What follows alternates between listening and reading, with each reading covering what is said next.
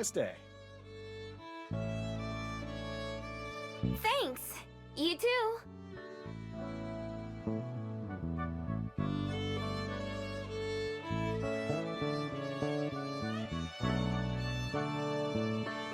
Whew. Finally time for a break.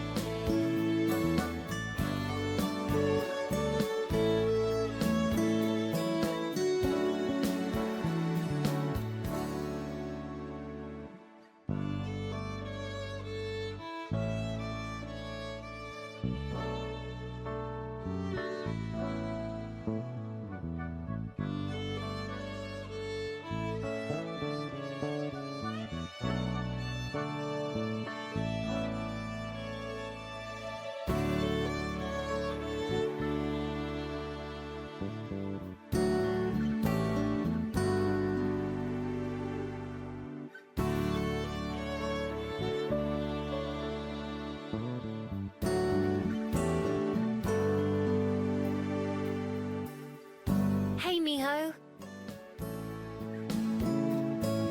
Hi, Aspen.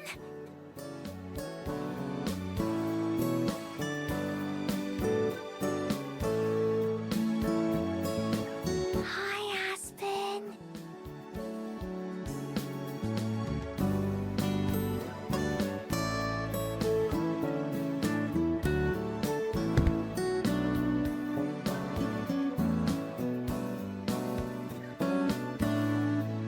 Whoa, done already? One of them I simply couldn't put down because I had to know how the story ends. I was worried it would have a sad conclusion, but the ghost girl becomes real and gets to stay with her girlfriend, and they all live happily ever after. The other book was unreadable, unfortunately. I won't be trying that author again. That's too bad. Should I tell Julia we can get rid of this one? Well, it's not that terrible. I'm sure someone out there could enjoy it, just not me.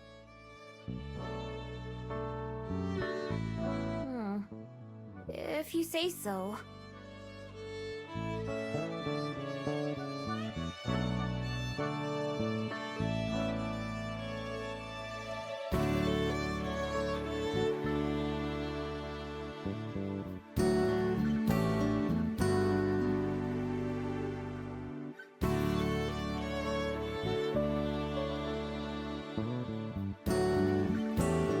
You find books as fast as you finish them. If only I knew exactly what I was looking for this time.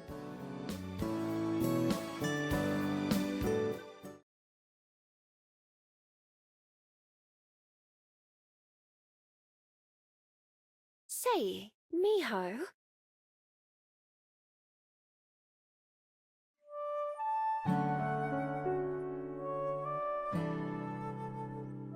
Yeah? Have you,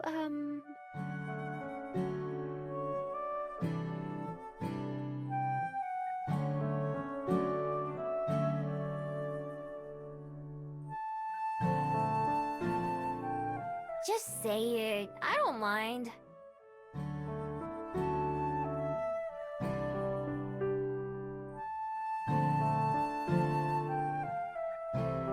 Have you ever considered learning to read and write? It would probably save you quite a bit of time.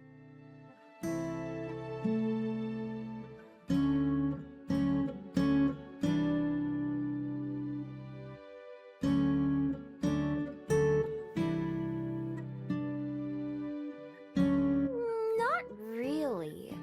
I've gotten by fine without it so far. Oh, come on. You can't keep using that excuse for everything. You've been here for more than a month now. Well...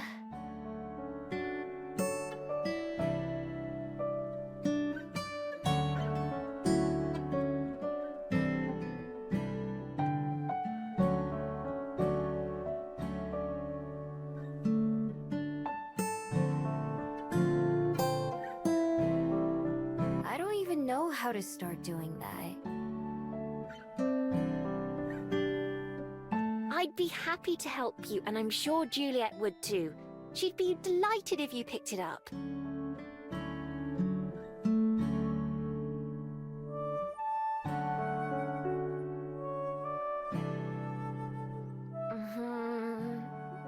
I'll think about it, I guess. No, I won't take no for an answer. I'll do some research when I get home and bring some materials later.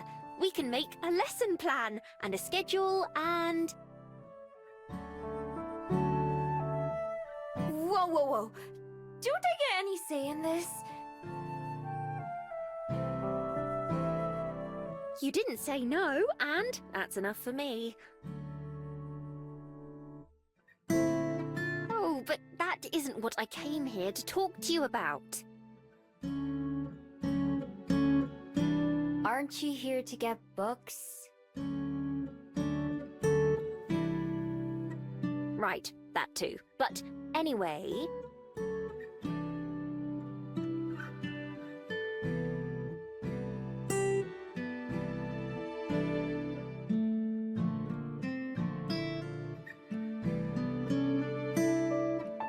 There's an exhibition at Te Papa about Korean history and culture, for a limited time only.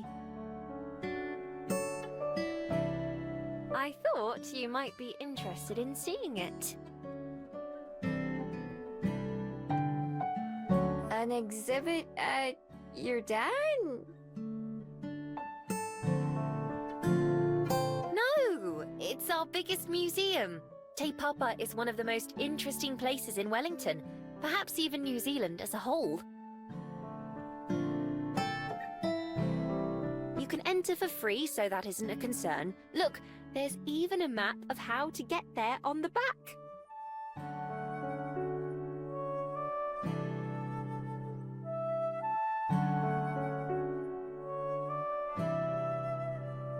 This is the Bell House, so you just go up this road, turn here, then here.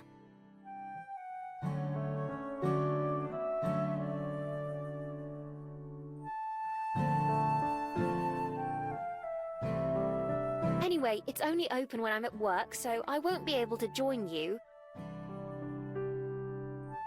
But I imagine you might appreciate having some time to yourself too. Now that you mention it... yeah...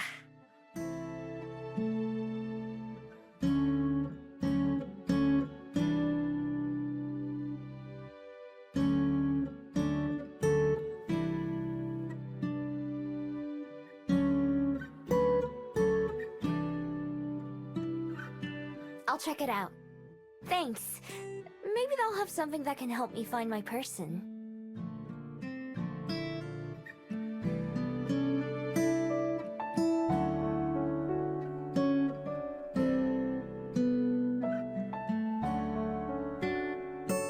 Perhaps, yes? Right, well, I need to get back to work. My break will be over soon. I just wanted to pick these up so I have something to read during any downtime at my shift.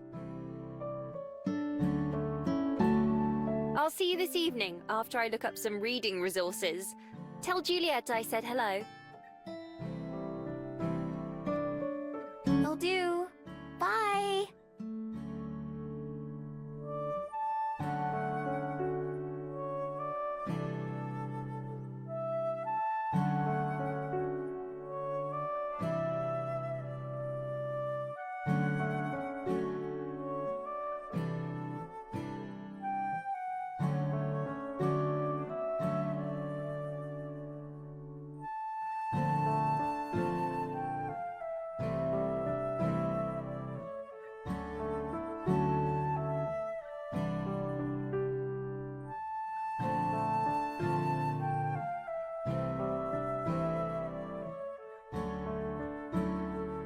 Hiya! I've got these to check out, please.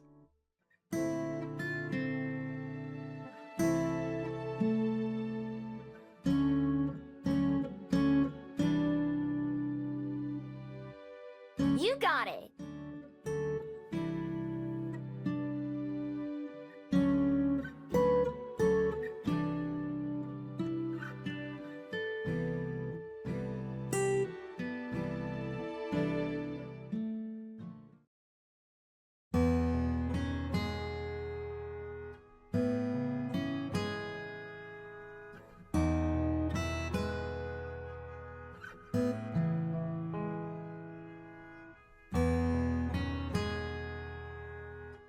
Thank you very much, Miss Callahan.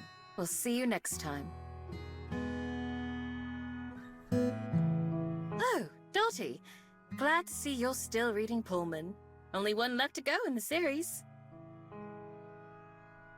Bye-bye, Abdul. Bye-bye, Jamar.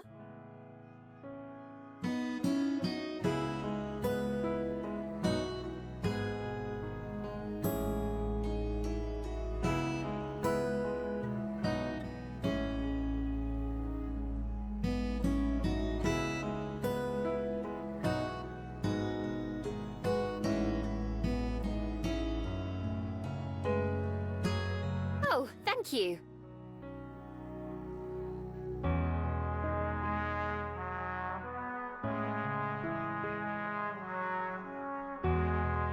Sorry, we're closed.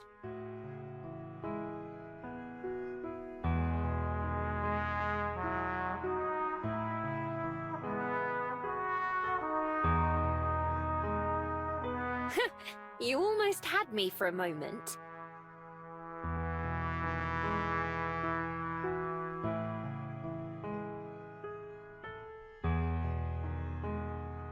Excellent work today, Miho. You're getting better and better.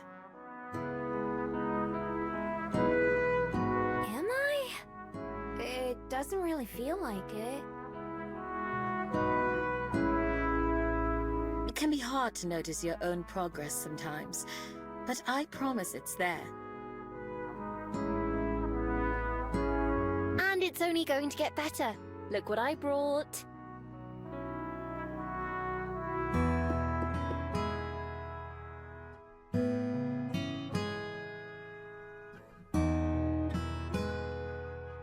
Are those? Yes, they're the phonic books I said I'd bring by. Phonics? Why, Miho? Have you decided to learn to read? Well, Aspen decided for me, but I guess so.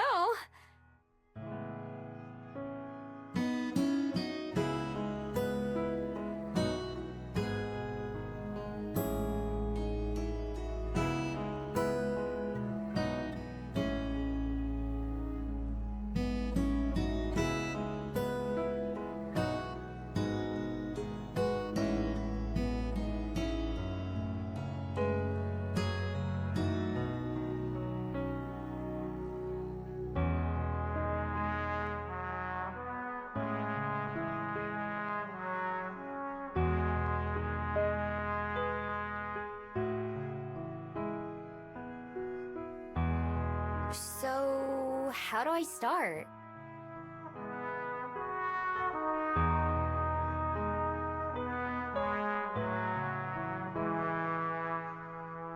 I have just the thing. Come with me.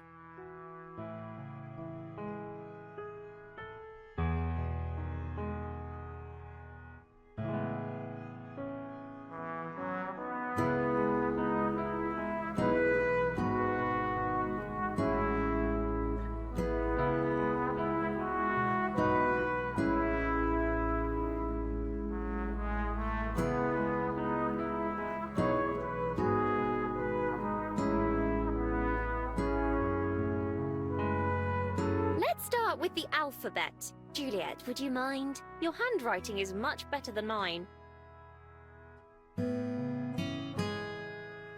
Gladly.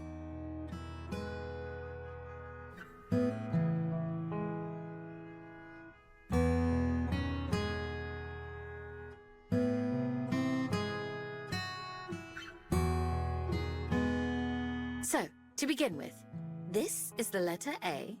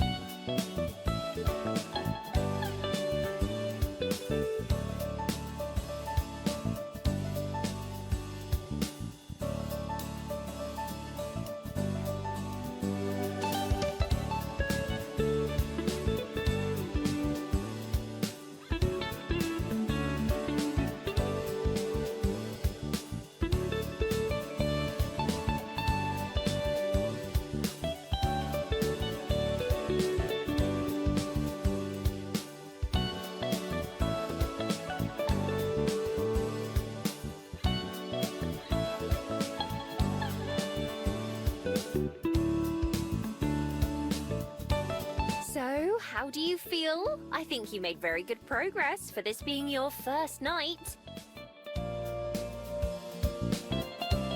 Indeed. You should be proud of yourself, Miho.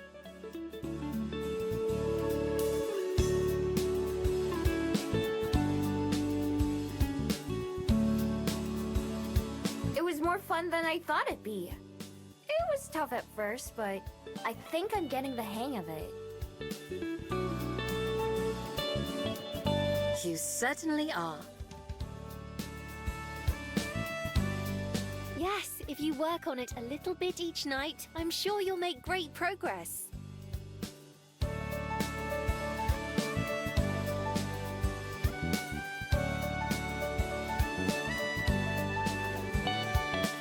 Do you think I could learn to read by the end of this week?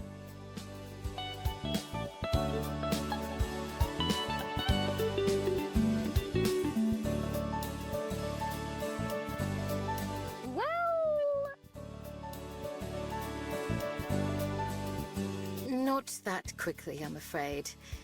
Even for the fastest learners, it still takes a few months to make much progress in reading. Going by how quickly you picked this much up, though, I think you'll do just fine. Oh, I see.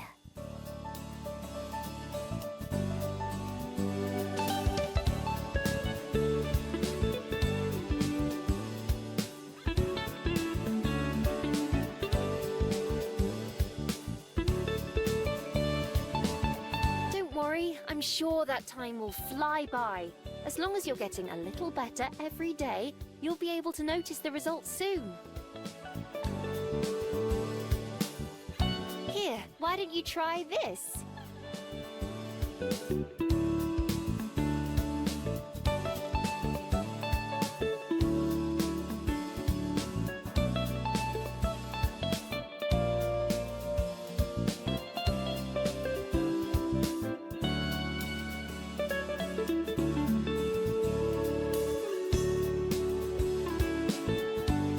Here, follow these lines.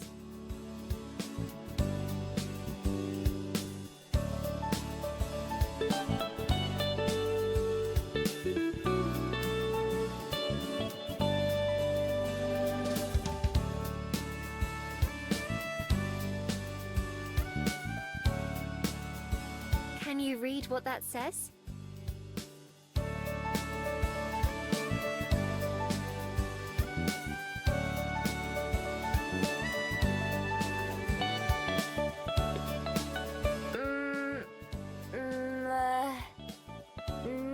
Me. Miho!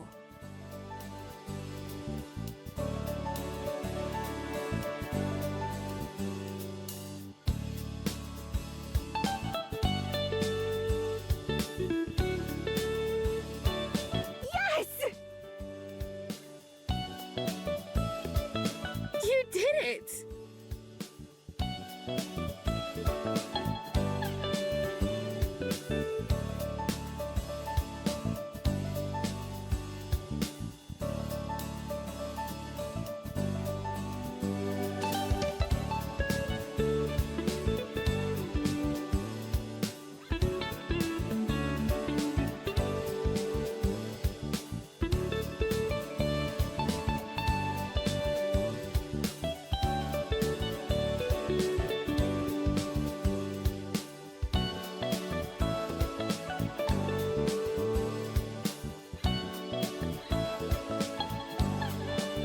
Thank you.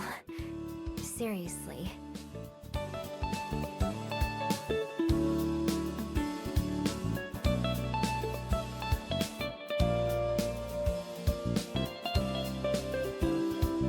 It's our pleasure. Right. Especially since, I did kind of force you into it. It's okay. Turns out I need people to make me do stuff sometimes. I'm certainly good at that. You'll have to wait until tomorrow for more, though. I've already stayed a bit too late as it is.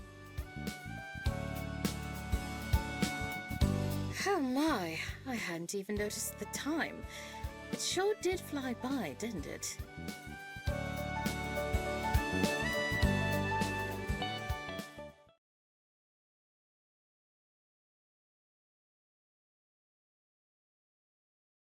I'll leave all this stuff with you, Miho, so you can study at your own pace.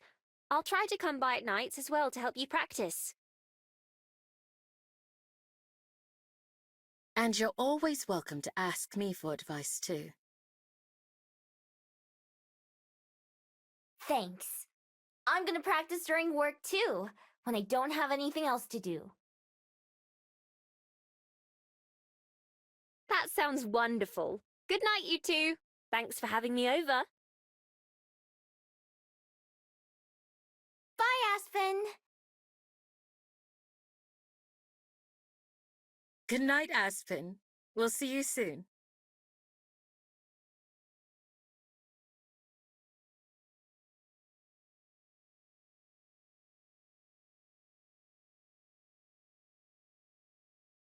I imagine you must be tired too, right?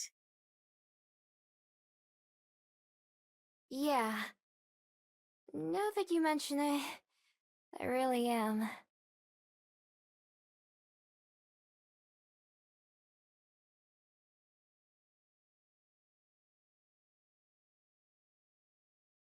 Can't believe that wore me out.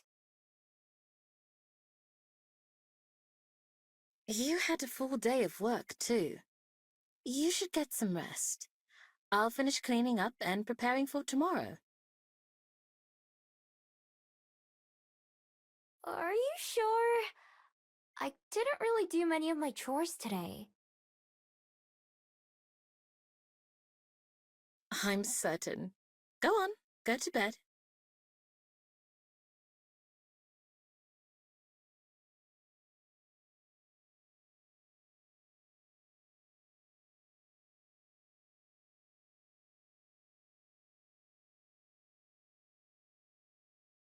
Good night, and thanks again.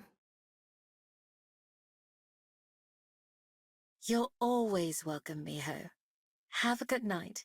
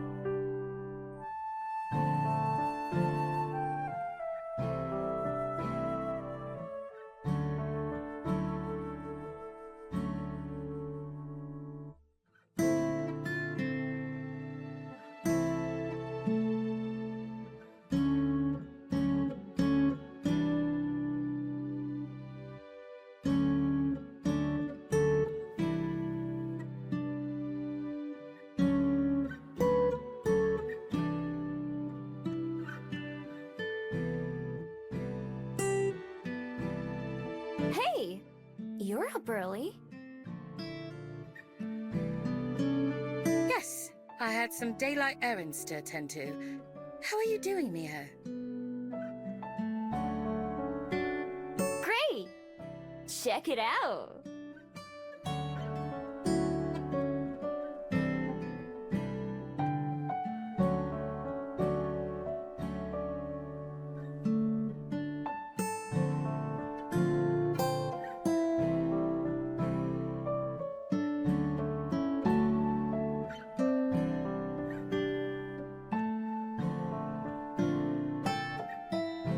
Great job! I'm very proud of you. Thanks! I'm proud of me too! What kind of errands are you running? Need any help? Not this time. I'm just making a couple deliveries that can't wait until the evening. Will you be alright here by yourself? Yep! I think I've got the hang of everything by now.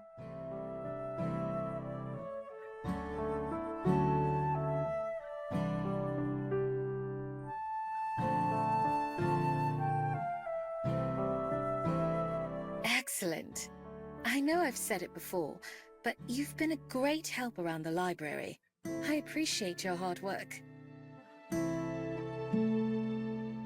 Oh, it's not that hard. Besides, it gives me something to do.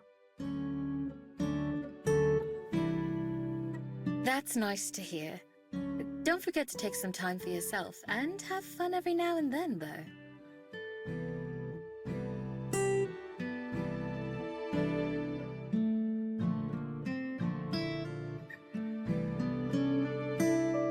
I will. Actually, I'm going to the museum after this. Aspen told me there's an exhibit all about Korea going on there. So, I'm hoping maybe I'll learn something useful. Useful? Yeah, like about my person. Oh, I see.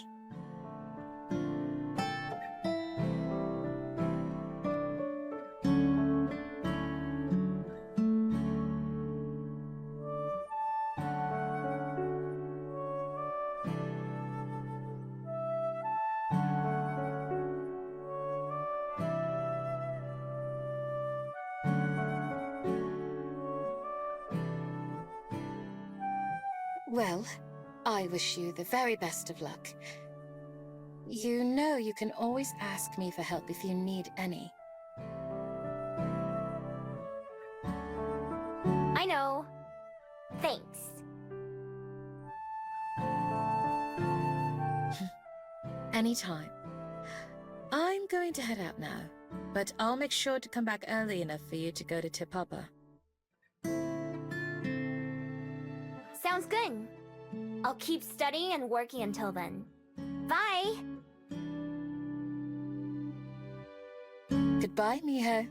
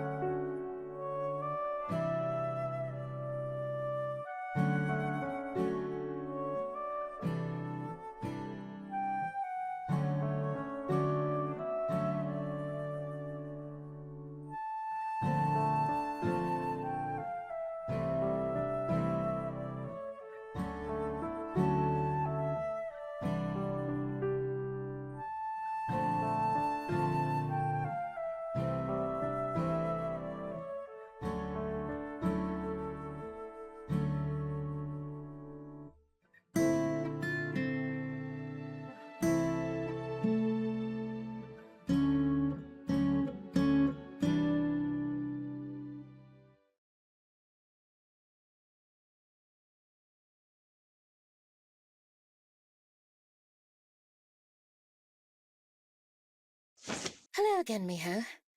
I tried to hurry back so you'd have plenty of time at the museum. You can go ahead and head off. I can handle the library for the rest of the day. Cool, thanks. I tried to clean up and do as much as I could before you got back.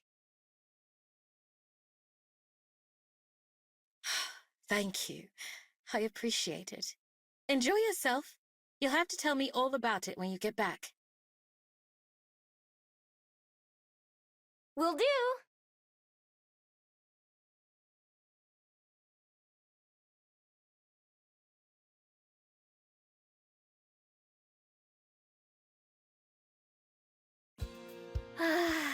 Fresh air again.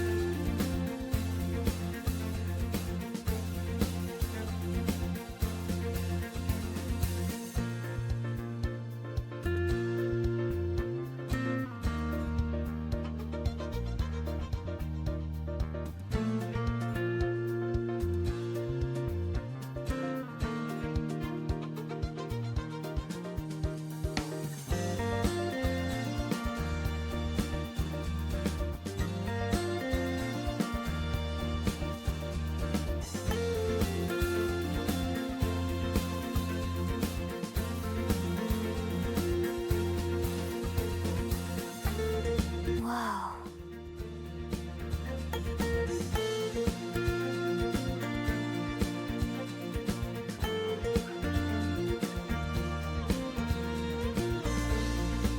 How am I gonna find the crane exhibit?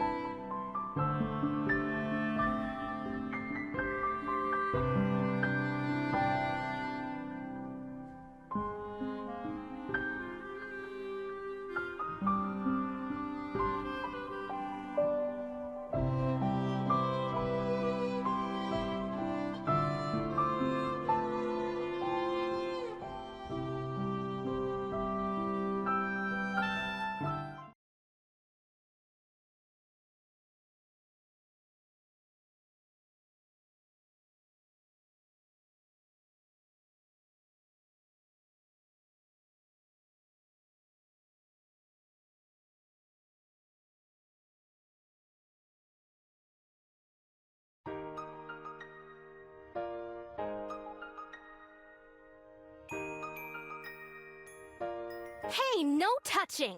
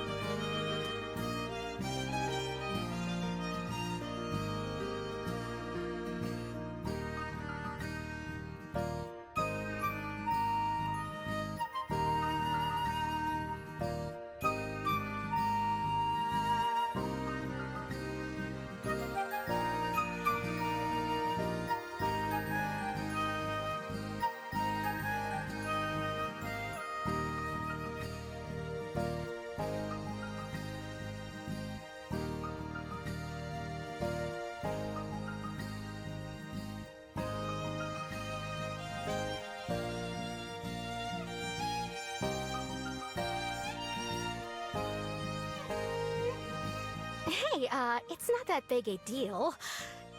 Just please keep your hands off in the future.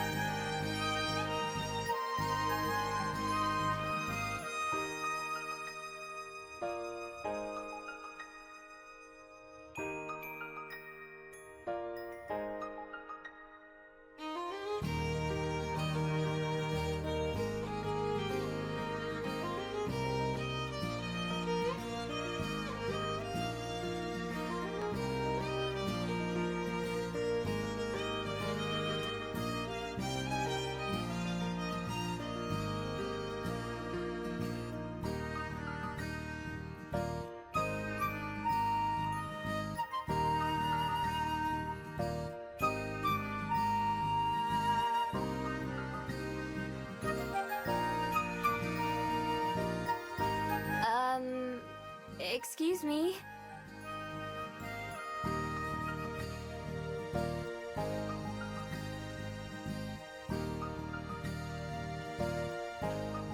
Can I help you? I'm sorry for touching the glass. I was wondering if you could tell me a bit about those papers, like who wrote them. Like I said, it's no big deal. It's just a safety precaution so nothing gets damaged. Anyway, there's an informational plaque in the corner. It should have all those details.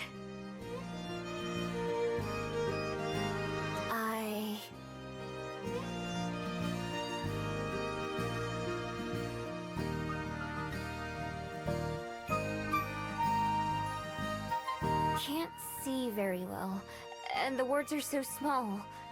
Can you read it for me? Oh, sure. Let's see.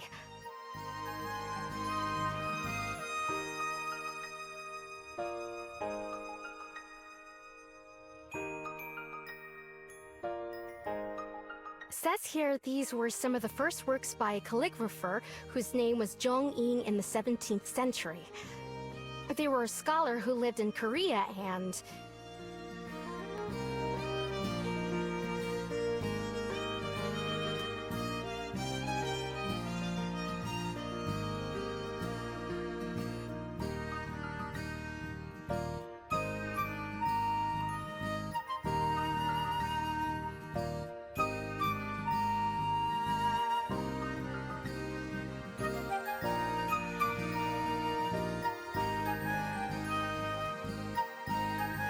정인.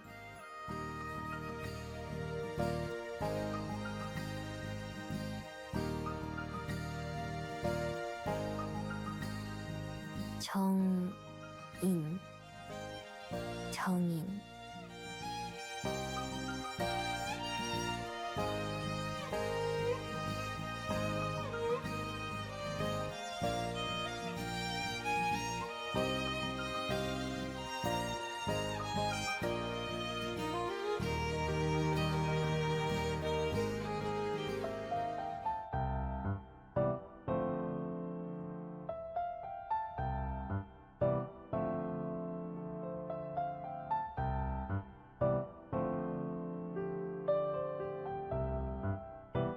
Oops.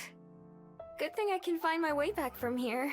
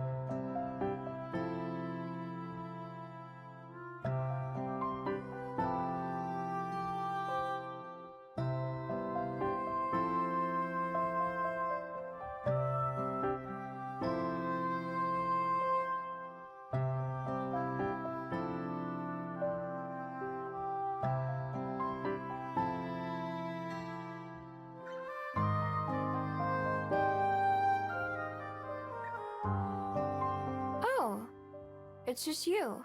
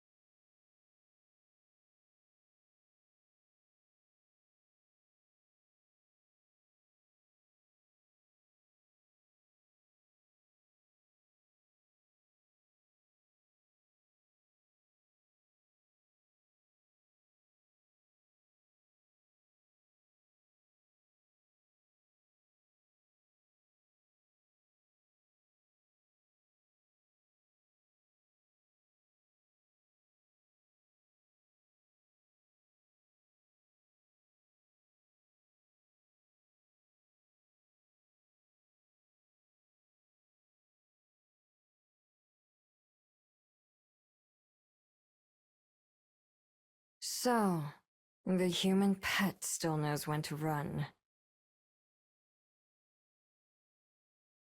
The human... what? Pet. I've been watching you for a while. Ever since you came to this place, actually.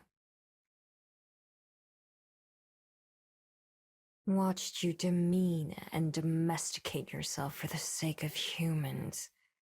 It's pathetic. When you first arrived, I was hopeful that we might be alike. Optimistic, even.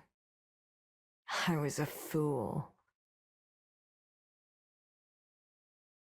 I see you now for what you are. Nothing better than a dog, begging for its master's affection and table scraps. We are not the same. We are nothing alike.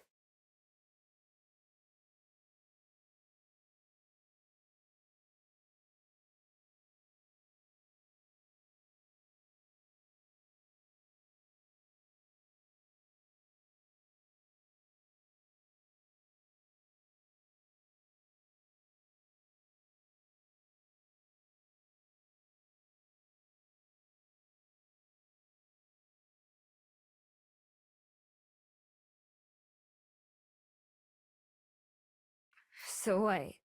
Did you ambush me just to say that? Ambush? You should have known weeks ago that I was following you.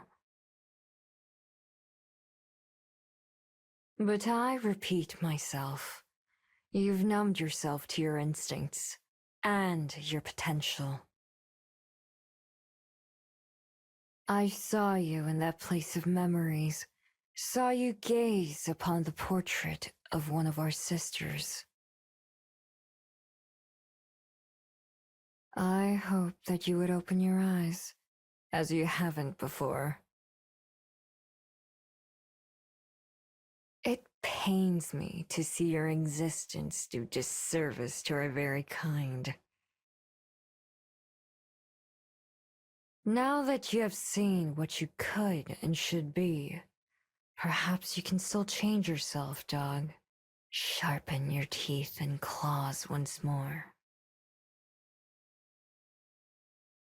These creatures that you bind yourself to, those human and those not, they are but shackles, slowly squeezing away at which is wild and free in you. Do not mistake my words for sympathy or pity. I would see you gone from this place. But so long as you remain, your presence is an eyesore. It pains me to witness. Thus, I will do what I must to cure it, as unpleasant a task as it may be. You will never be one of them, no matter how much you might crave it. Better to embrace what you are and can be. Anything else is a waste of your abilities.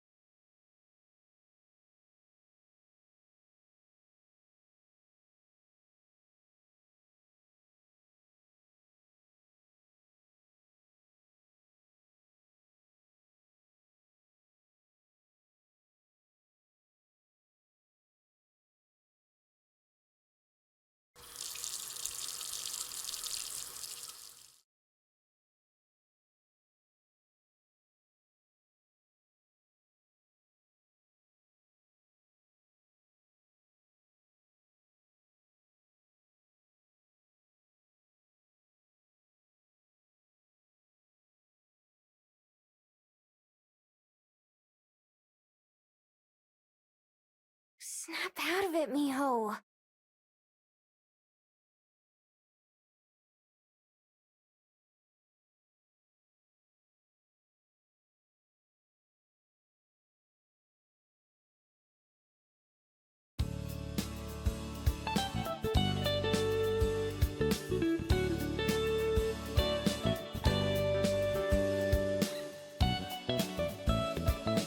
Morning, Miho. Good morning. Good morning. Breakfast will be ready soon. Cool.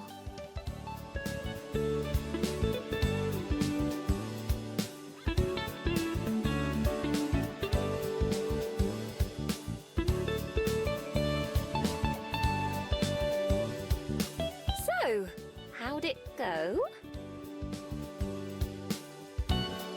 The museum? Of course. What else? Was everything all right? When I didn't hear from you last night, I was fearing the worst. Oh, nah. It was fine. They even had what I was looking for. There were some more scrolls by my person.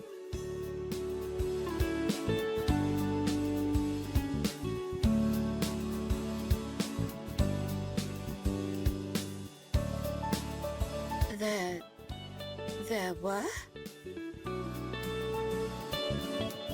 Are you sure it was them? Yep, definitely.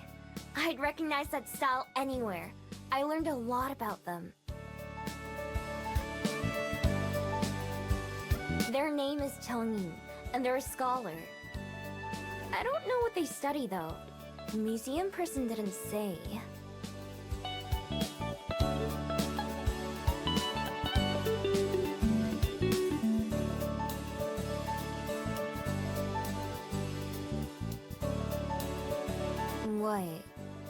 What are those looks for?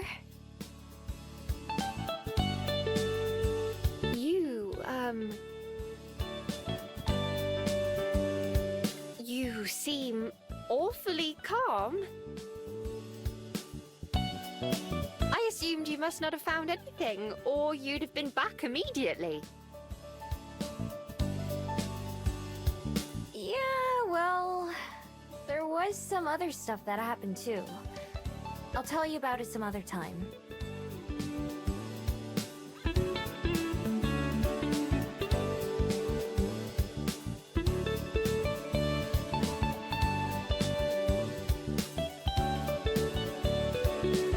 Well, all right. We'll be here whenever you need us. Thanks. Is breakfast ready? Yes, just now. Here you go.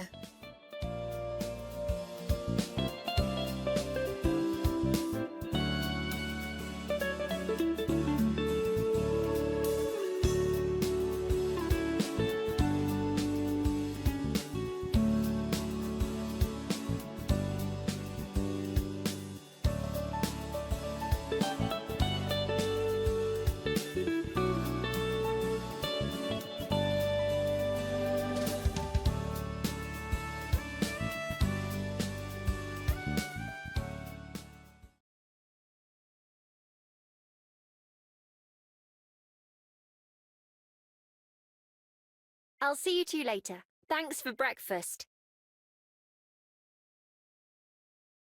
My pleasure, as always. Bye!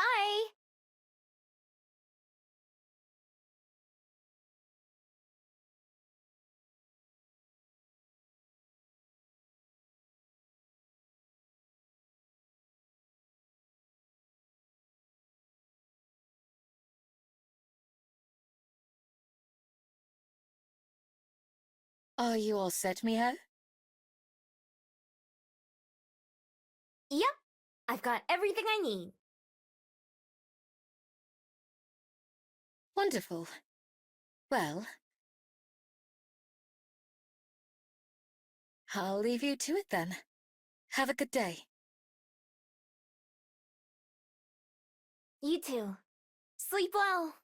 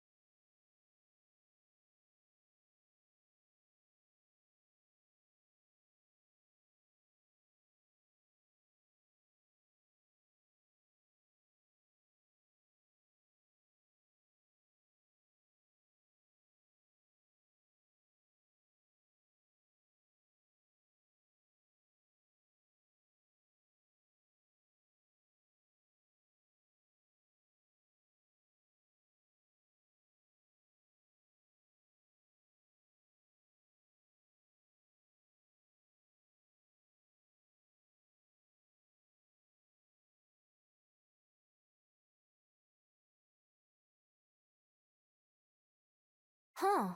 It stopped.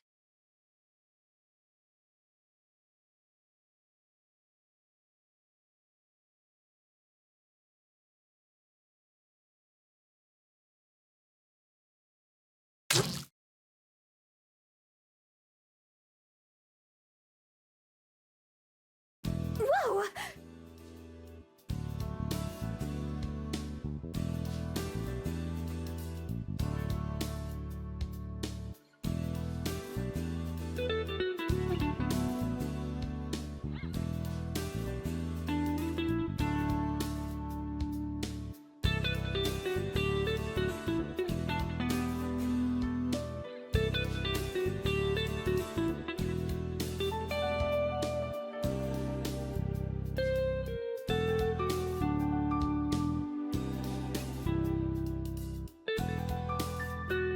Oh no, you could dry up.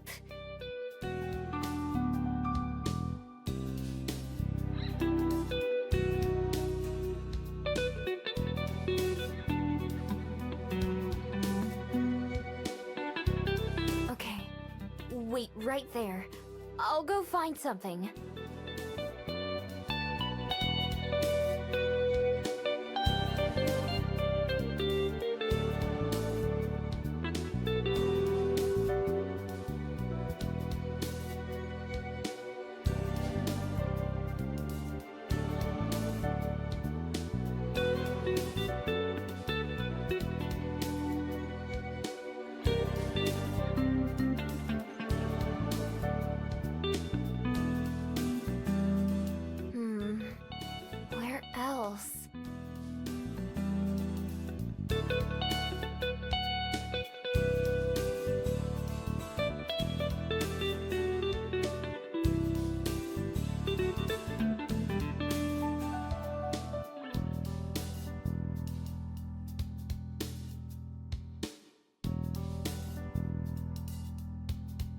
Perfect.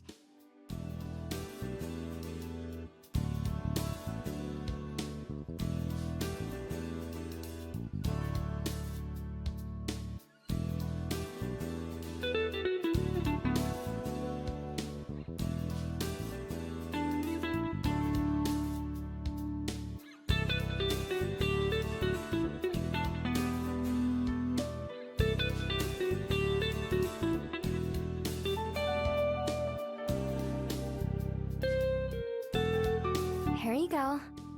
Come on.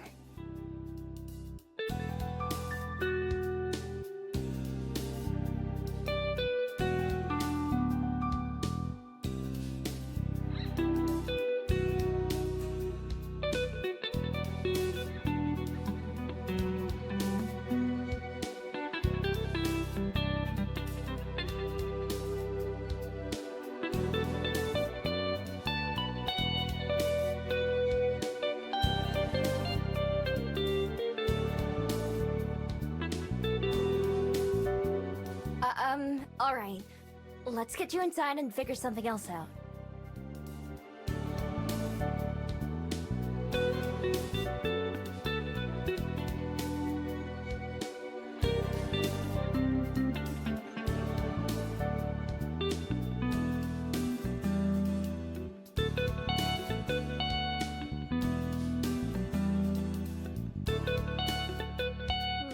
I'm not sure what else to try.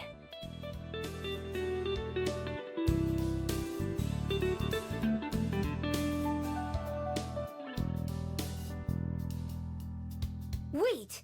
That bathroom! That's it!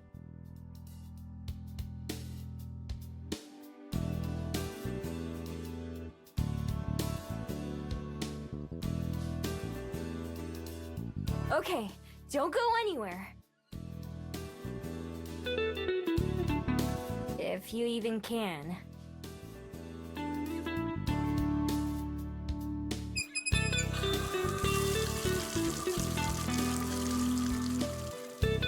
This ought to work for a bit.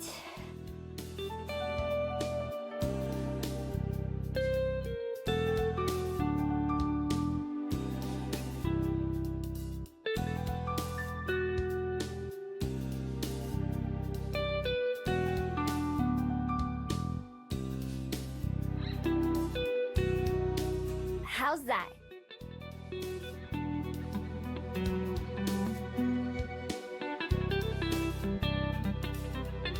Cool. Sit tight, and I'll find something we can use to get you back to the river.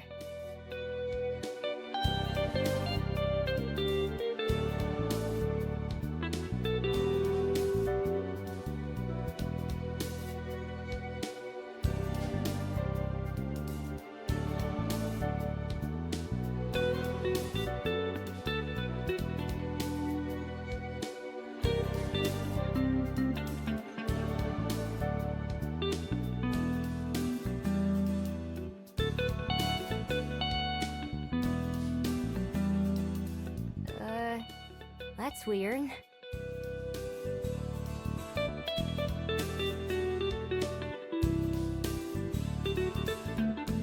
Nope, definitely locked.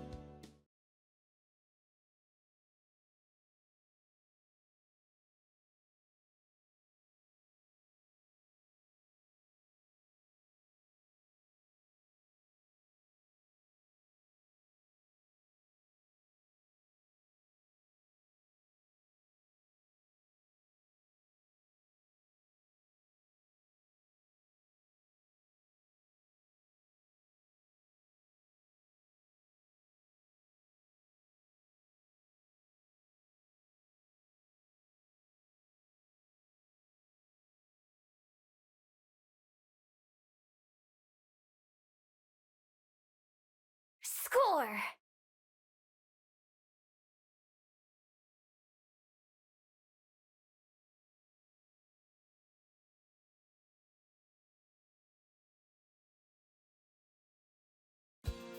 Look what I found!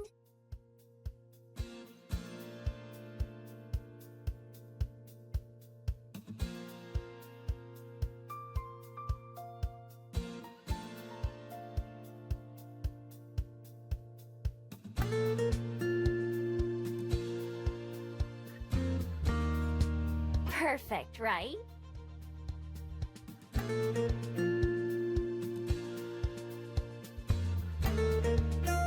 Okay, let's get you to the river.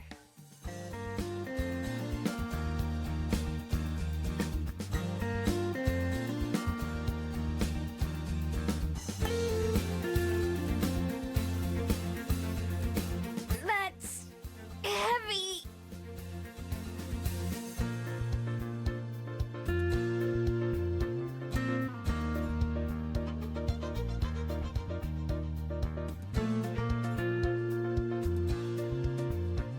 This could be a problem.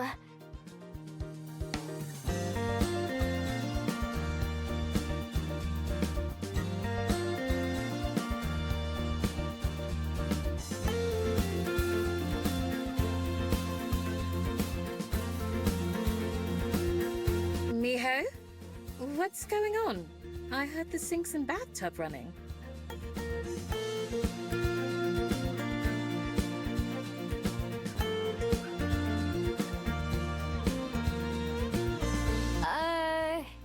Hey! It was raining earlier, right? Well, there was this water elemental on the window. I tried to bring it inside so it wouldn't dry up while I worked out how to get it back to the river, but now I can't carry this huge fish tank that I found. A fish tank? Where'd that come from? It was in one of the storage rooms, along with a bunch of kids' stuff. I'm guessing they came from the library's children's section.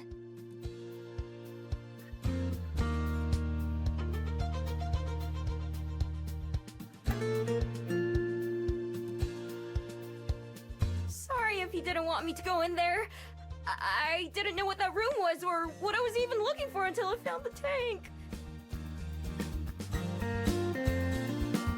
I didn't look inside the locked room, though.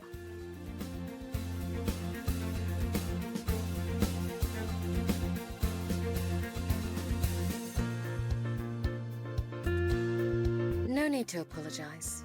You've done nothing wrong. Although...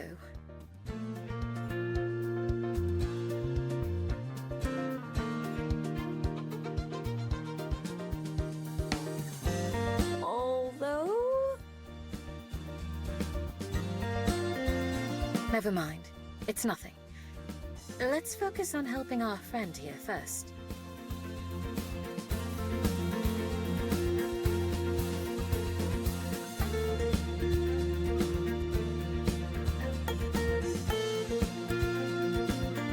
Any ideas?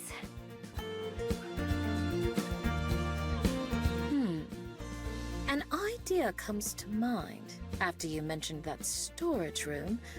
I'll be right back. Okay.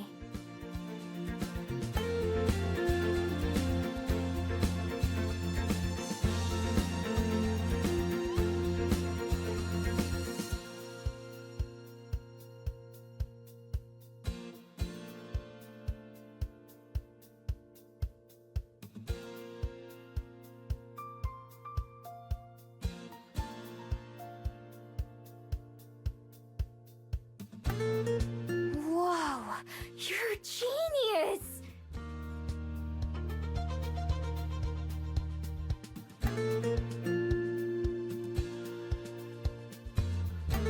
As I said, you were the one who gave me the idea.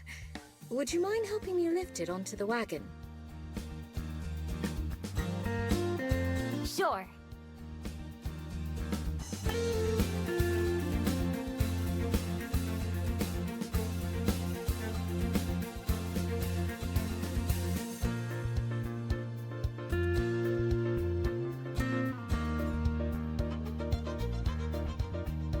How do you like that?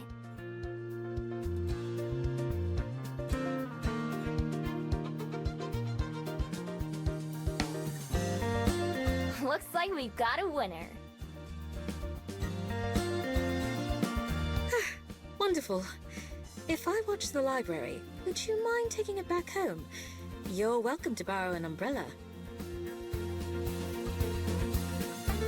No problem. Be back soon.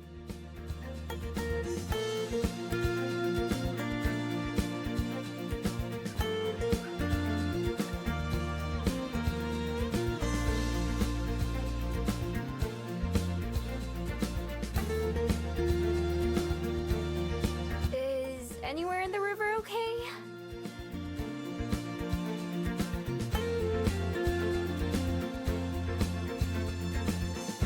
I know just the place then.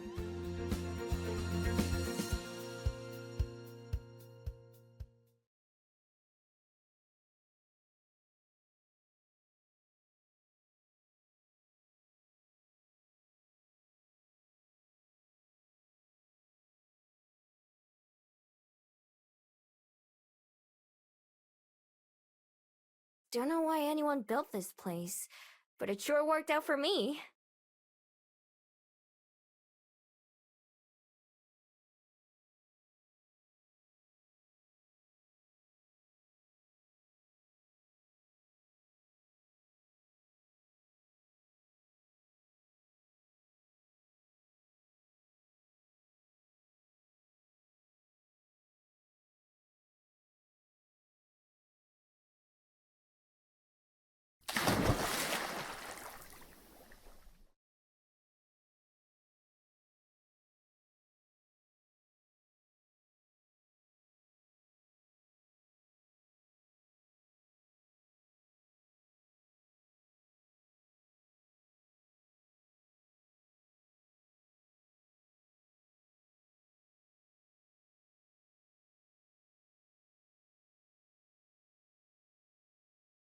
You're welcome.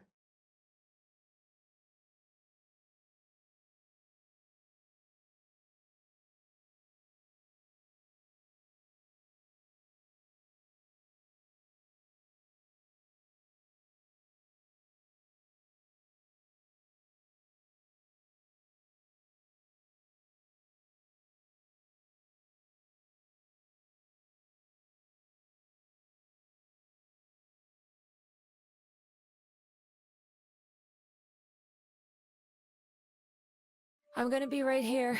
Remember not to go too far away, okay? I know, I know.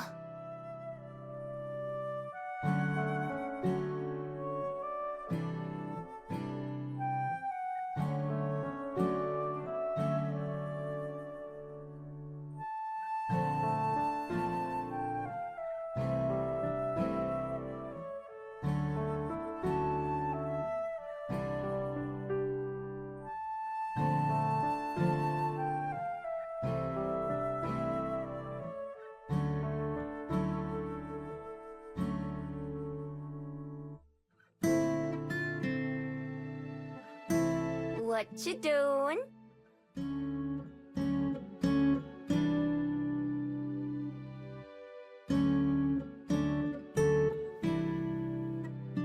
You're not supposed to talk so loud. We're in a library.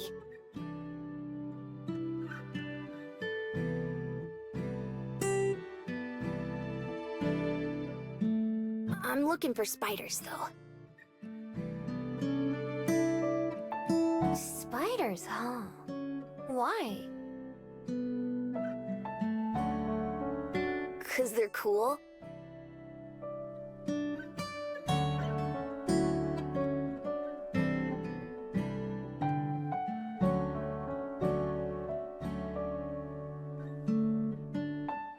Are you collecting them?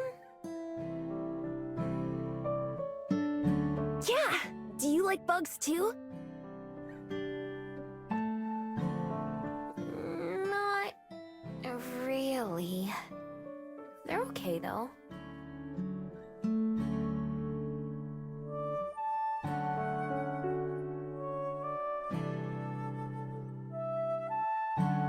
Nobody does, except me. Everyone thinks they're gross and creepy. But you don't.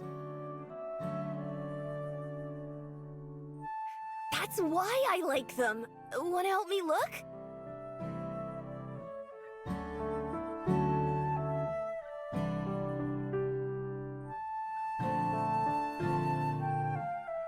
Sure, why not? I think I know where some are. Whoa, really? Yeah! There's this one corner that's really dusty.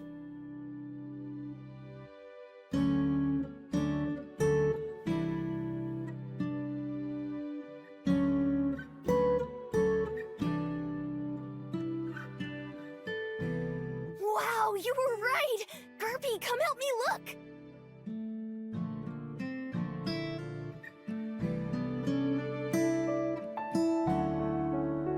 Gerby's my friend. You can't see him, but he's here with us. Cool!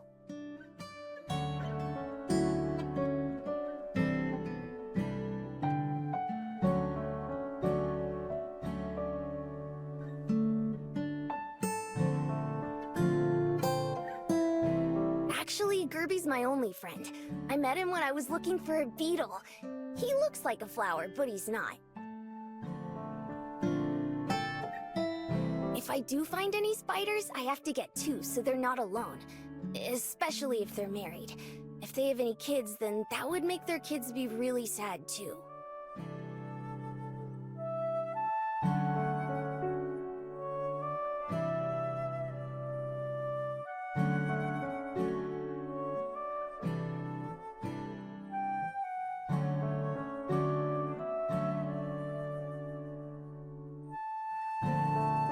Do you know where else they are?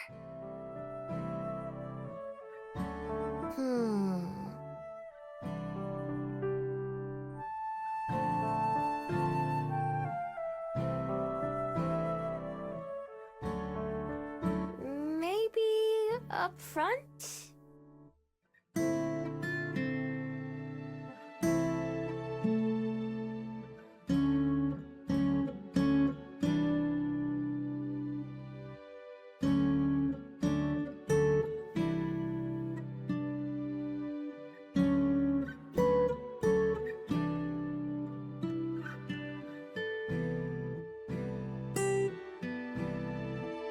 Oh, found one!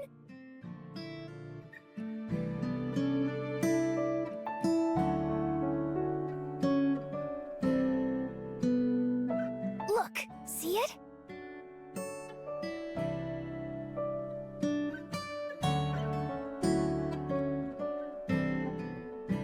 I see it.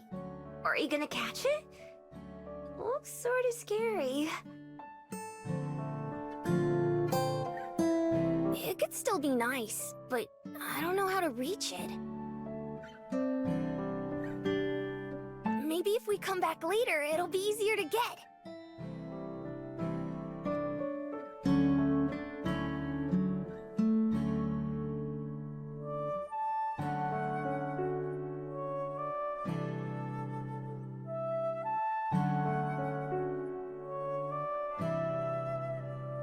Tommy, what are you doing down there? You're gonna get all dirty.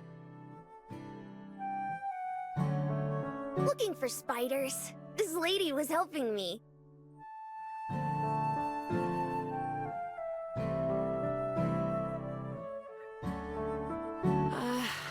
I'm sorry. I hope you weren't too distracted. Nah, don't worry, I live here. Oh, that's convenient.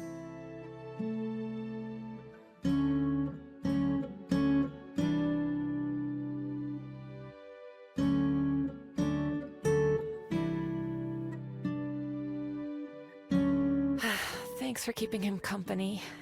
He doesn't have a whole lot of friends his age to play with. Meanwhile, I'm I'm trying to study for grad school and raise a kid and work a job and get a divorce all at once. Well, not that any of that's your problem.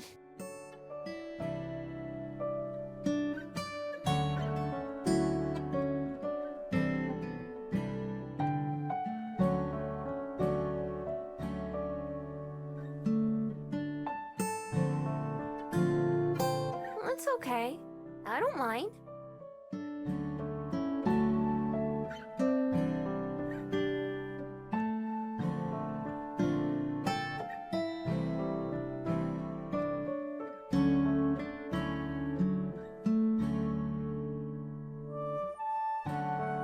Come on, Tommy.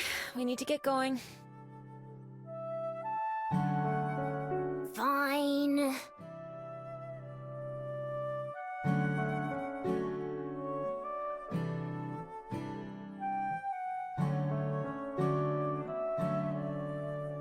Thanks again. If you live here, I guess we'll probably see you around.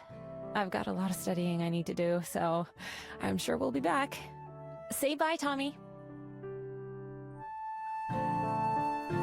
Bye! If you see any cool bugs, save them for me! Will do. Bye!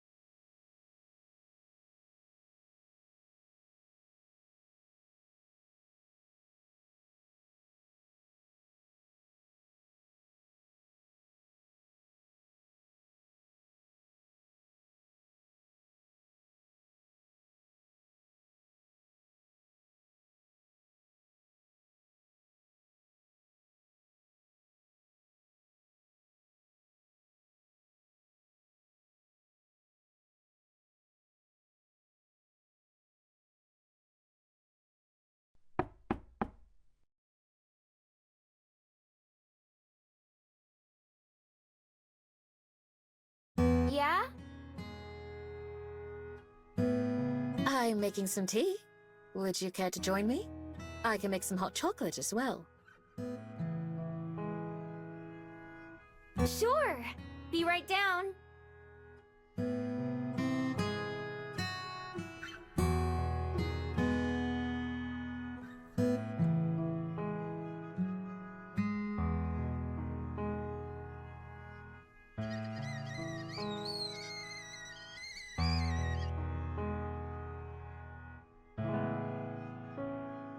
You knew what I was gonna say before you even asked me, huh? I had a feeling, yes.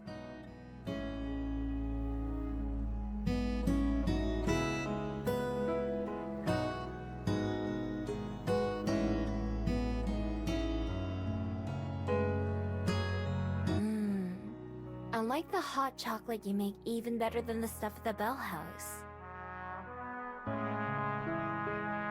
Why, thank you. I'm happy to hear that.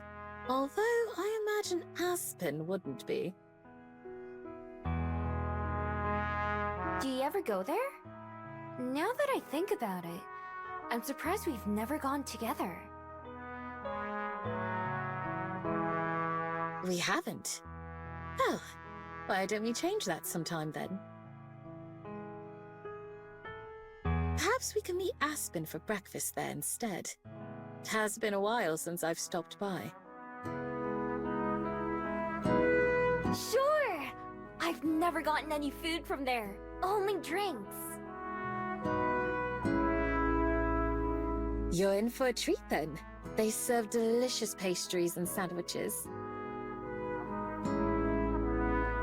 There's a particular one that I know Aspen enjoys. Although, I can't remember what it was. That's okay. I'm sure I'll be fine with anything they have. I can't remember the last time I tried something that I didn't like. That must come in handy when traveling the world so much, I'm sure. Oh, yeah. Can't afford to be picky when you don't know the next time you'll even have options.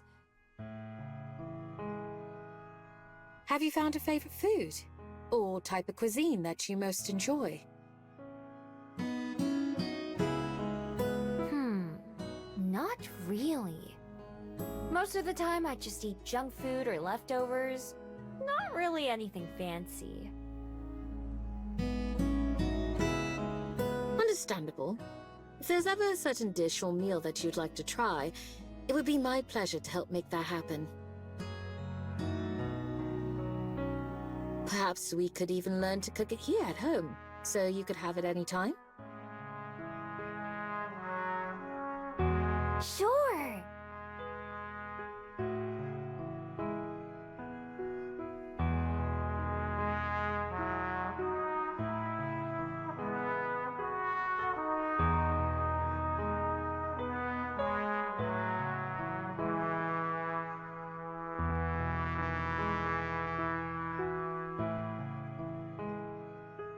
Oops! That reminds me. I never put away the wagon.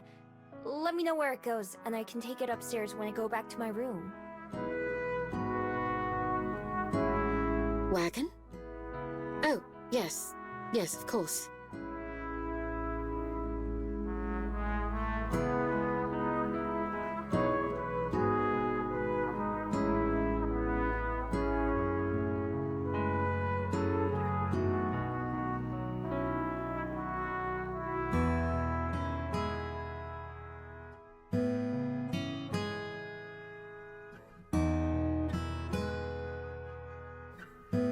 By the way, who does all that stuff belong to? The wagon and the toys, that is. Were they part of the library children's section before or something? No, they were personal possessions, not part of the library. Oh, like from when you were a kid? I'm surprised you managed to keep them for that long then. No, not my childhood. Huh?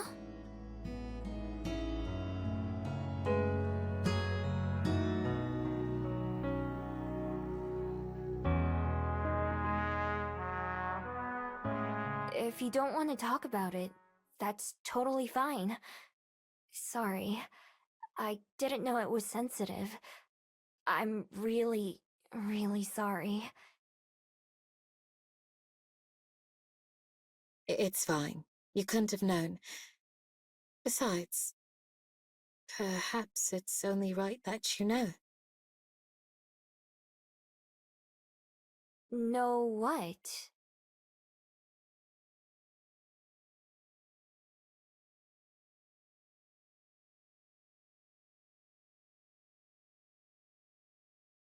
Do you remember when, several weeks ago, I told you that I met someone who changed my life?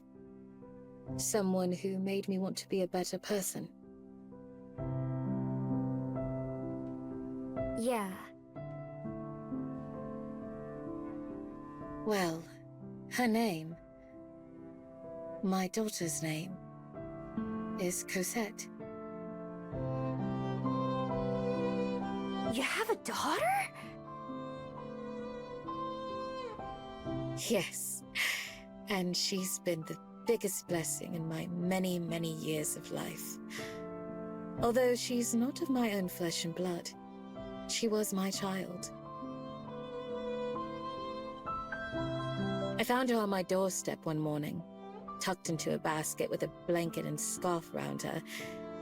It was cold that morning, so very cold.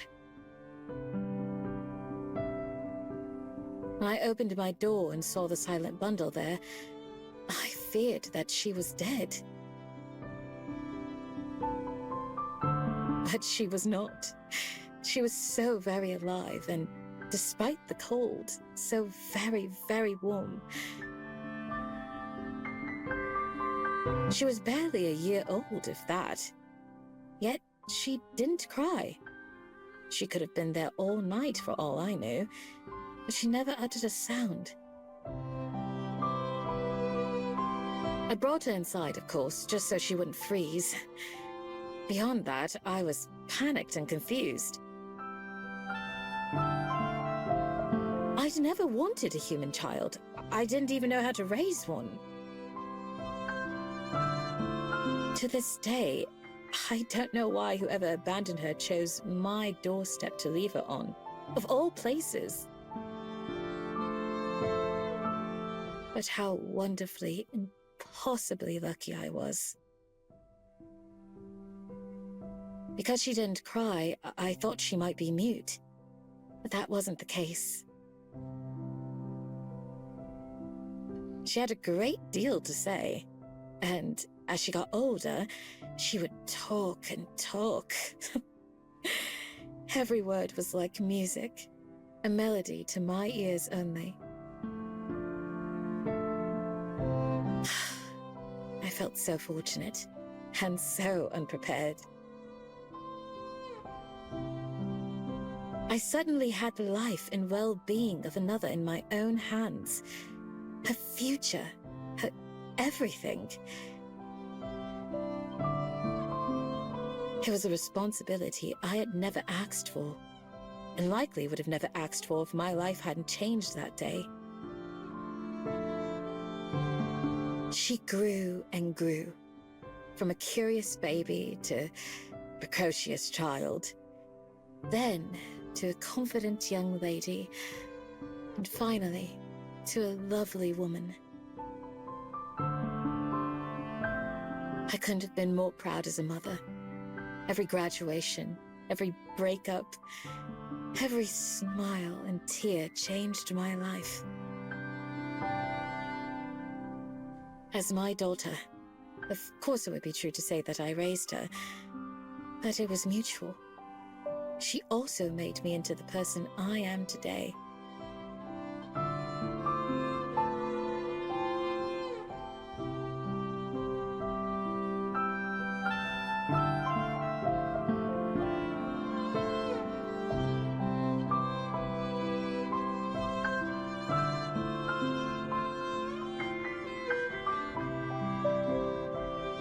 The moment that I resolved to raise her, I made a promise to myself and to her. A promise that I would do all in my power to make the world Cosette lived in, grew up in, a better one that I had experienced. That I would show her how to find the beauty and the joy in all things dark and terrible. In a sense, I ceased to exist as a single person. My life was no longer my own. It was tied, forever and always, to another. So, all those toys and things. Yes, the treasures and mementos of another life. Of happy days filled with laughter, of scraped knees and tummy aches, of heartbreak and homecomings. I keep them there as not simply a reminder, but a tribute to those times. Whoa. I would have never guessed any of that. I never knew you were a mom.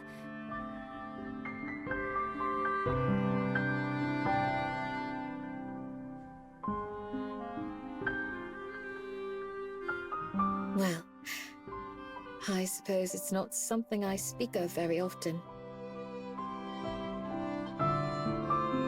Does she live here in Wellington? Could I meet her?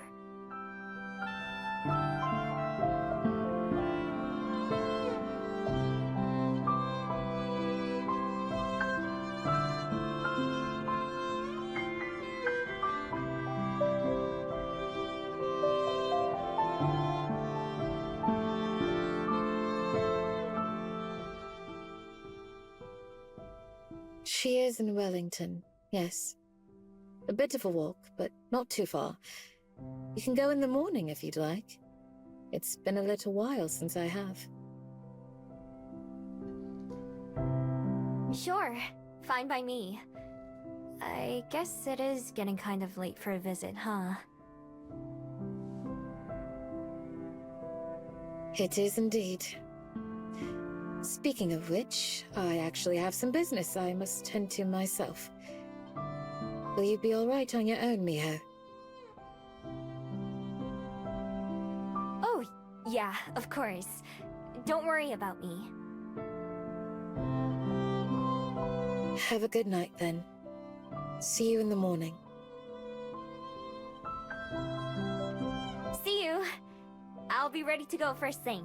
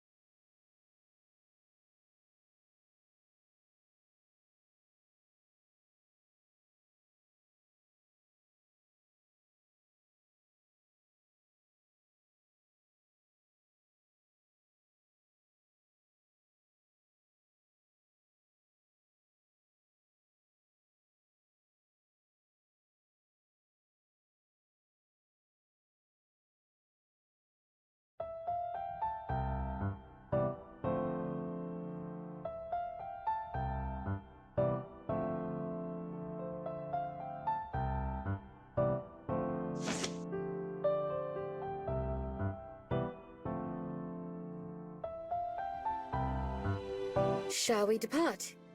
It's about a 30-minute walk from here, so perhaps we'll take a ride back once we're done. Yep. Will you be okay in the sun with that? Yes. It's still early enough that I don't need to worry too much. Lead on then.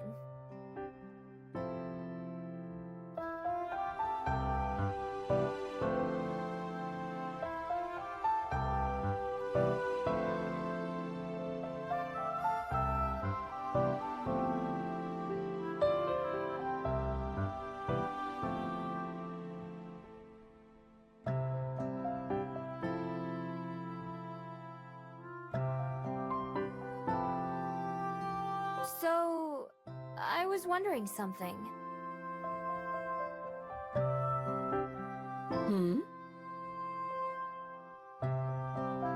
If your daughter lives so close, then why doesn't she come to visit more often? I've been here for a couple months now.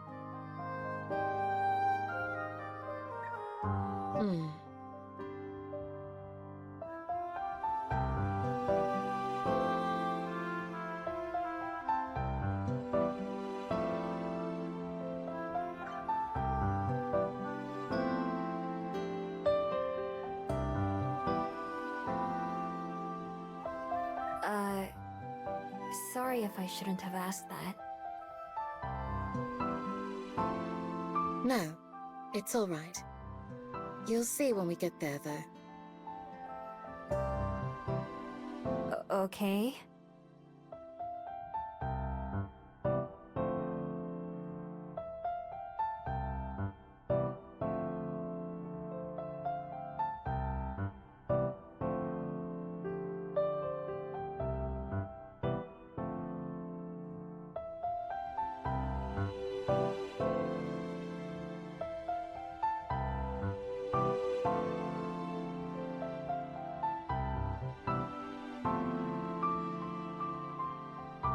Whoa. Are we getting close? Yes, we're very nearly there. This is Bolton Street Park. She's pretty lucky to live in a place like this, huh? Even as a child, Cosette had an affinity for the woods and trees. I get that. I'll bet she would love to be able to turn into a bat or a fox.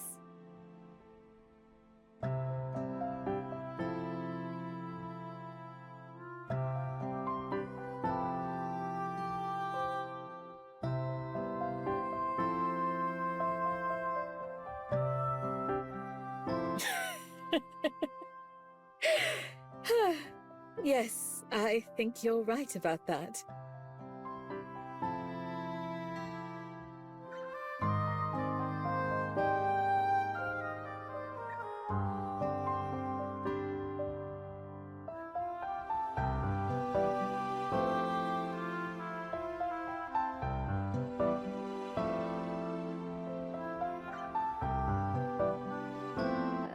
Everything okay? We're not lost, are we? Heavens, no.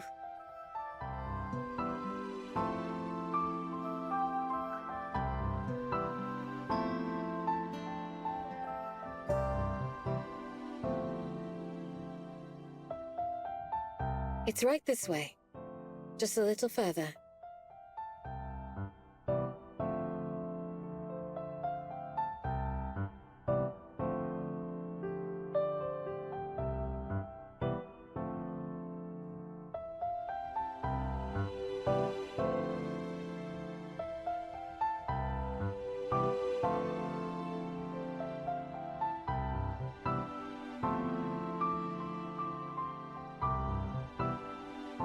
Here we are. Huh? I don't see... Oh.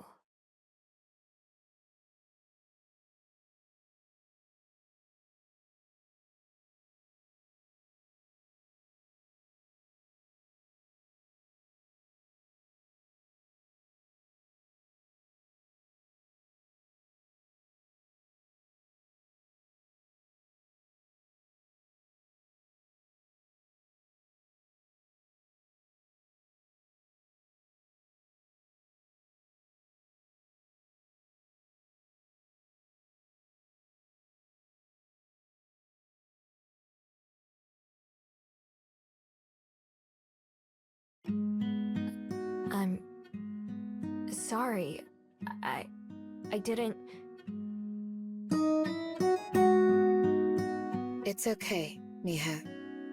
I'm aware you didn't know, but I wanted you to.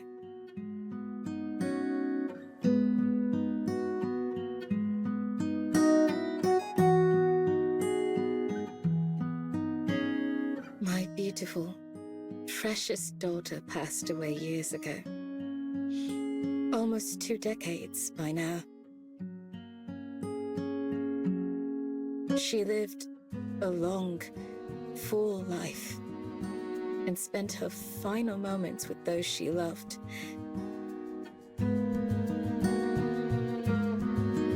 The last words she told me, the last words she ever said to me,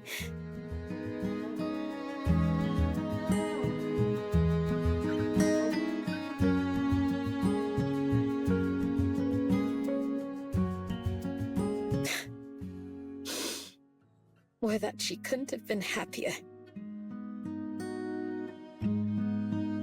What was she like? She was so many things that it's almost impossible to answer. I think you would have liked her. I'm sure she would have loved you. She was adventurous and free, sometimes stubborn to a fault. Once her heart was set on something, there was no stopping her. Everything she did vividly, to the fullest. Even if the very laws of existence told her something was impossible, she would try anyway. She was endlessly kind, with compassion for every living thing, from the smallest insect to the largest, most ferocious beast. She saw the value in all of them.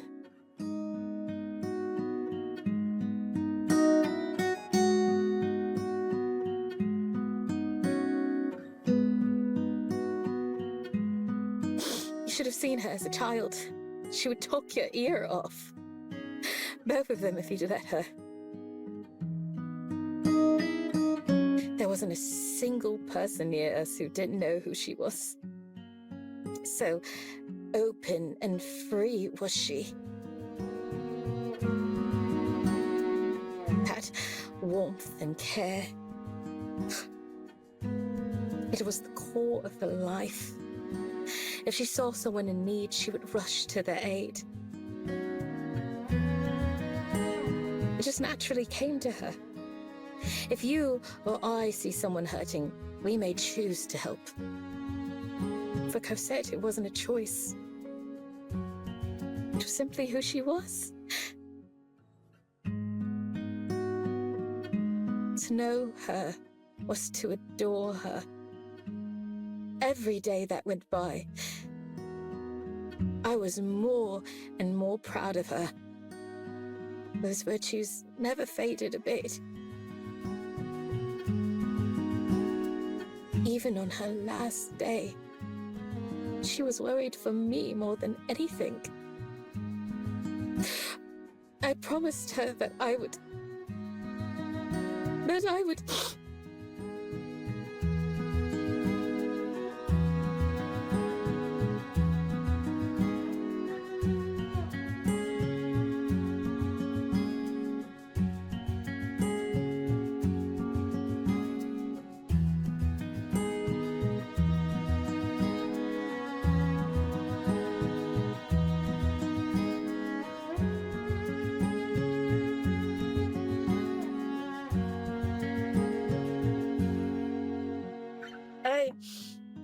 I promised her that I would live as she did, to honor her memory with kindness and with virtue and with compassion and patience for all.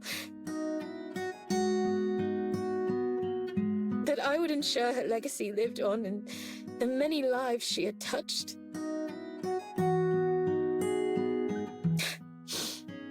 It was only in the days that followed her passing, as I wandered lost and alone, that I truly began to understand how much she had saved my own life. The gift she gave me was something I'd never had before. Purpose. How very silly and irrelevant things such as wealth and prestige began to seem after that.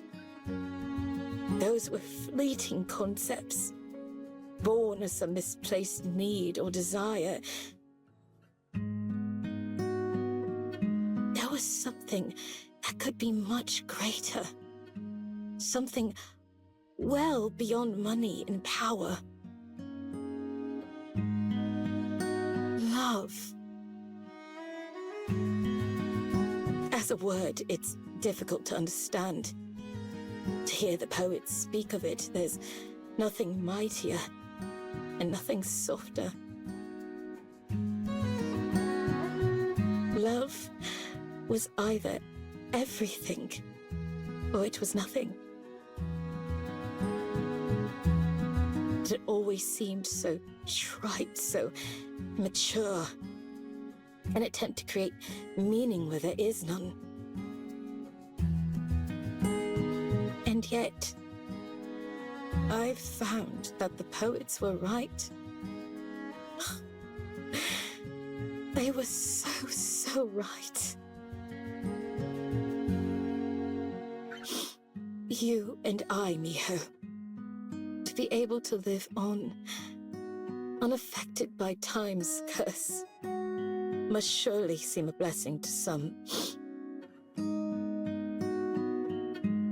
But that time is meaningless without something to fill it.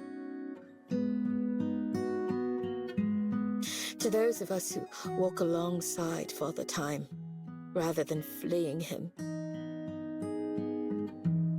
it's awfully lonely. When I first became a vampire, I told myself that I had no more need for humans, that I was beyond them. Now, I realize I was afraid. There's a simple contentment and joy that can only be found in experience and age, I've learned.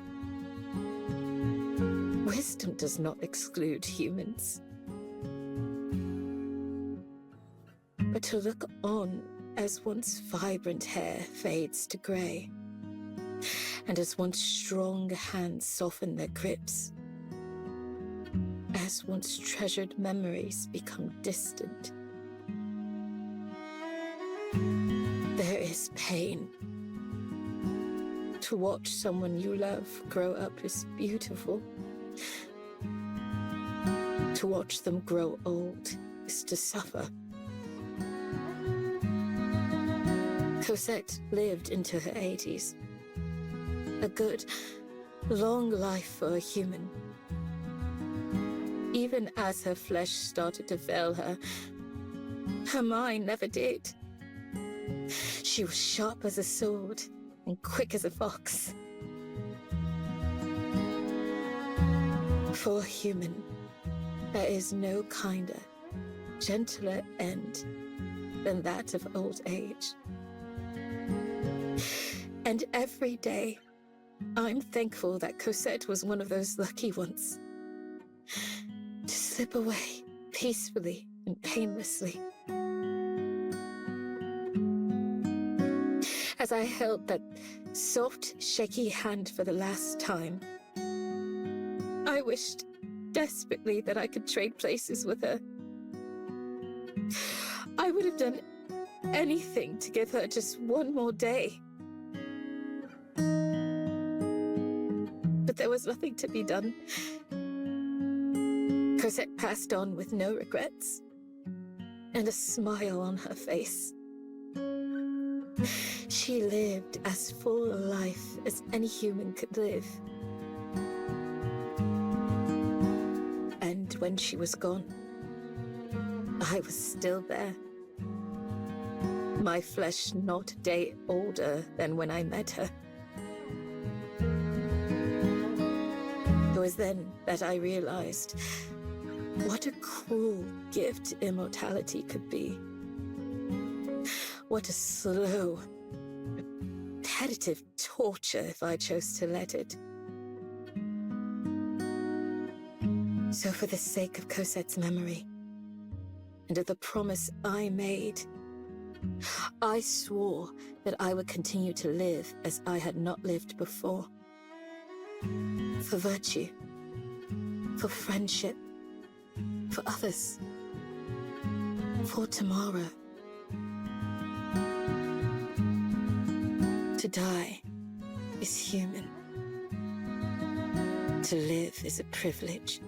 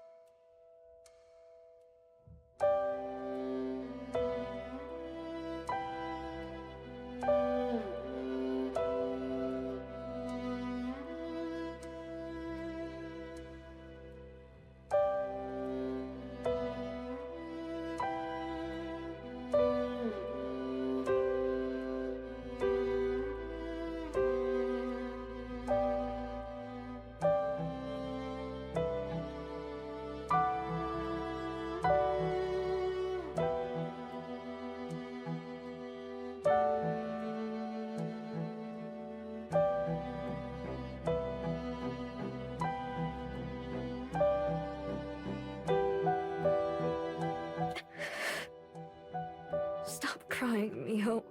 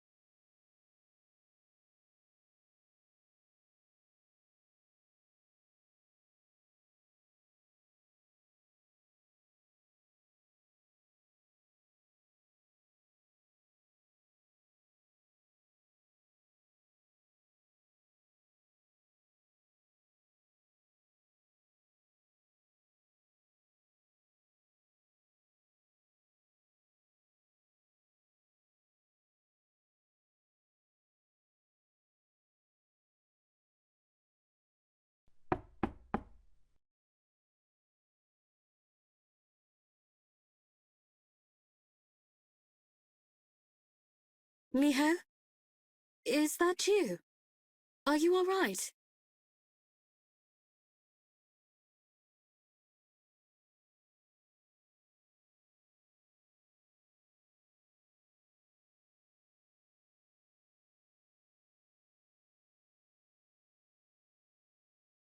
Oh, Miho.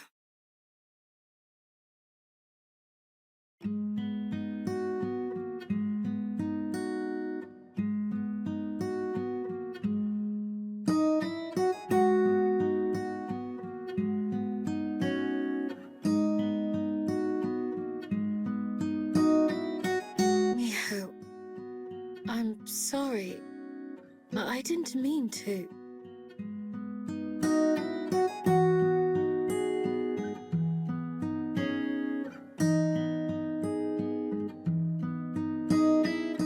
Didn't mean to what?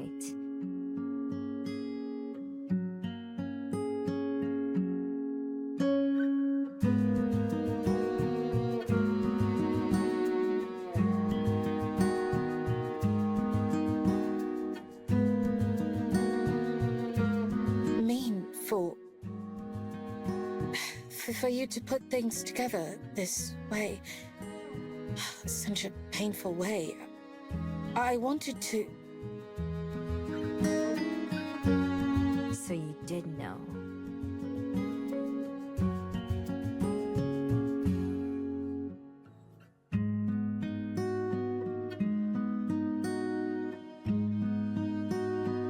Pardon? You knew.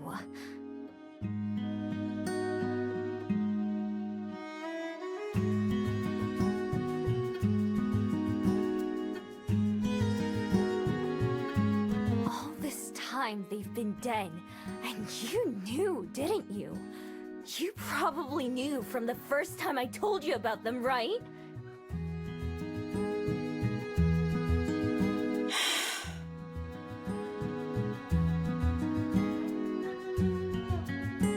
I did, yes. Why? Why didn't you tell me?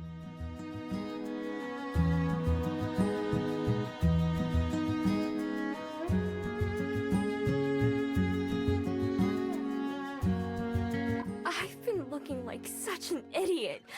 I'm already an idiot compared to you and to Aspen. Every day I'm reminded of that.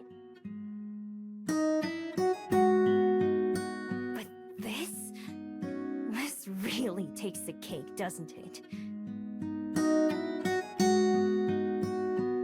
I've been wasting my whole entire life over something everyone else can figure out right away. Miho, it isn't like that. Then why? Tell me why you didn't tell me sooner. Or Aspen. She knows too, right?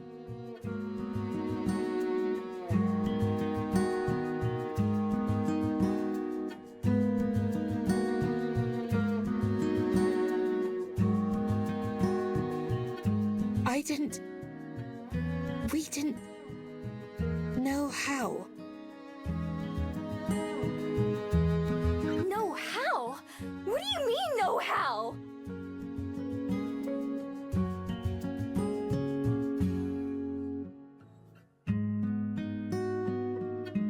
Please, Miho, try to understand. We were still just getting to know you. You barely trusted Aspen or me. If we just told you that the person you were looking for was deceased, we didn't know how you'd take it. You might not even believe us, for one thing. Or perhaps it would give you cause to run away again. As the weeks went on, we wanted to, but it never seemed to be the right time. Neither of us wanted to be the one to, out of nowhere, bring your whole world crashing down. Not when you were trying so hard. You seemed so happy. It felt more cruel to ruin that in a way. I'm sorry, Miho. I truly am. It was wrong of me to let it go this long without saying anything, but believe me, I only hesitated out of love. Aspen and I both. We simply couldn't bring ourselves to break your heart that way.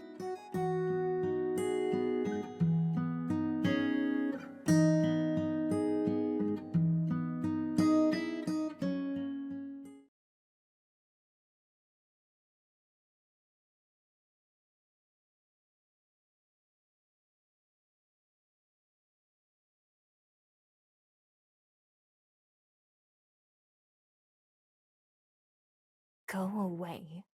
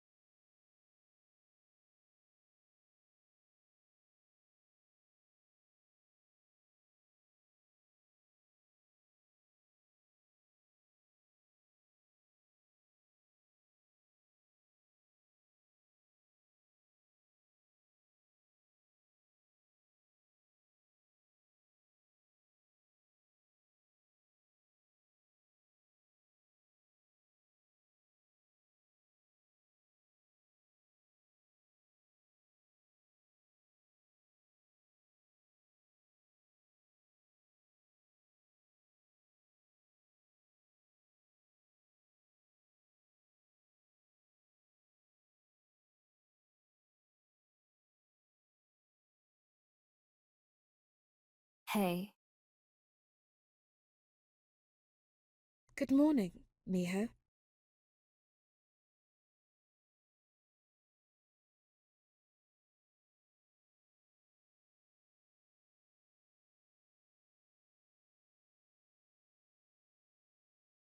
you can go to bed.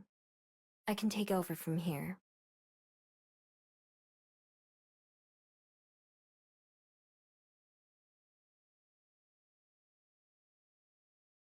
No, it's all right. You're in no state to be working today. Let me handle it instead. Really, it's fine.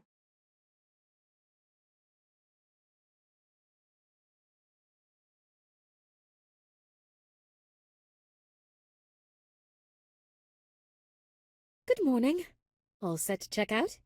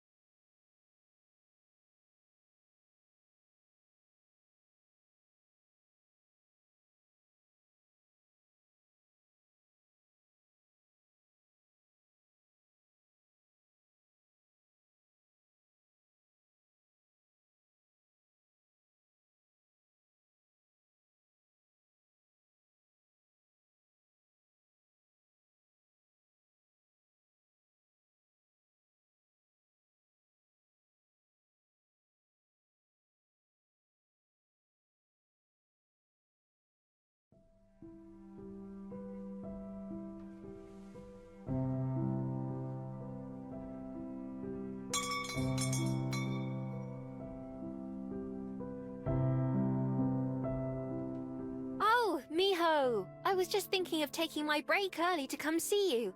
Juliet said you were feeling a little under the weather this morning.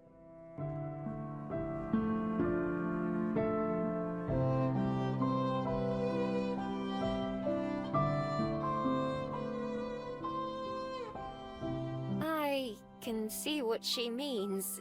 Are you all right?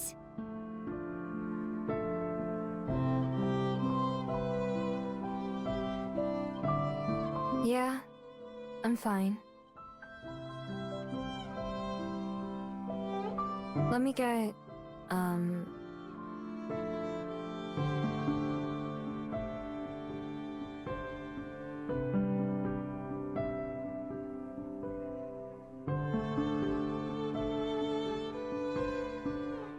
whatever you recommend.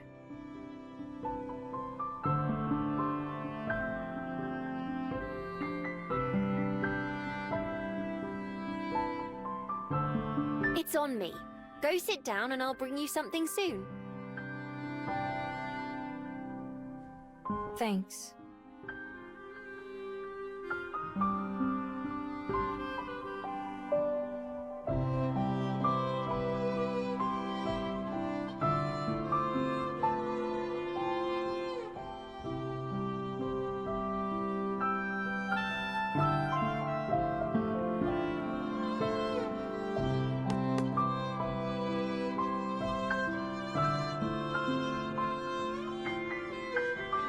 Thanks. Again.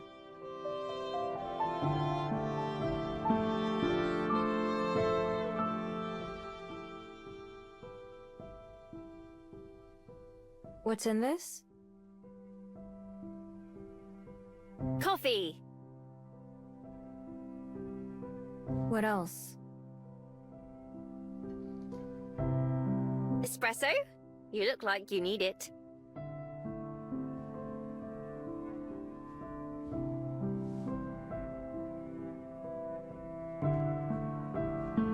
One of your recipes? No, I I don't know who invented it, but it's been my go-to for years when I need a pick-me-up. Don't you feel more awake now?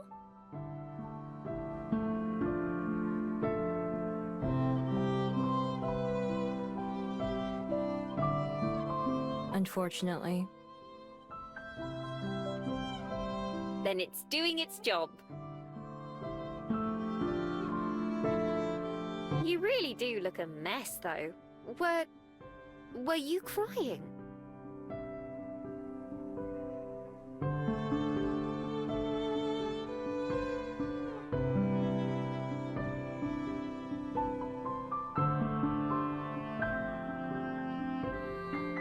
Yeah.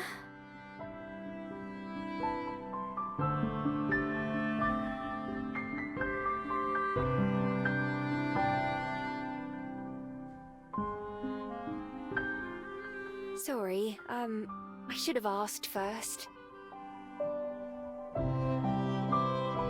What's wrong? Did I do something?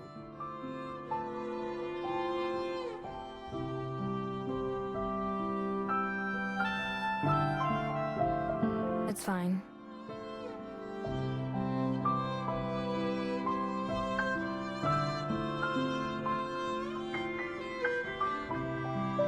Do you know who Cosette is? Cosette? No, I don't believe I know the name. Is she a friend of yours? No. Don't worry about it.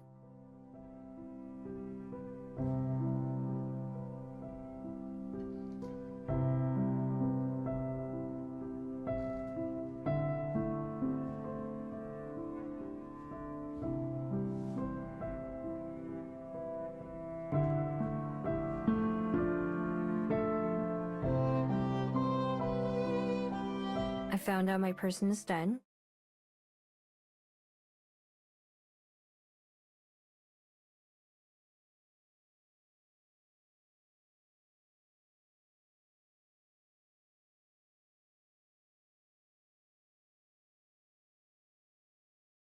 Oh.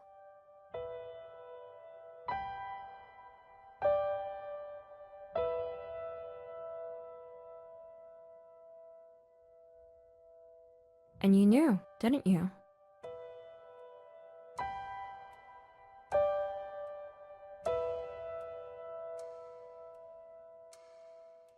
I suspected as much, yes.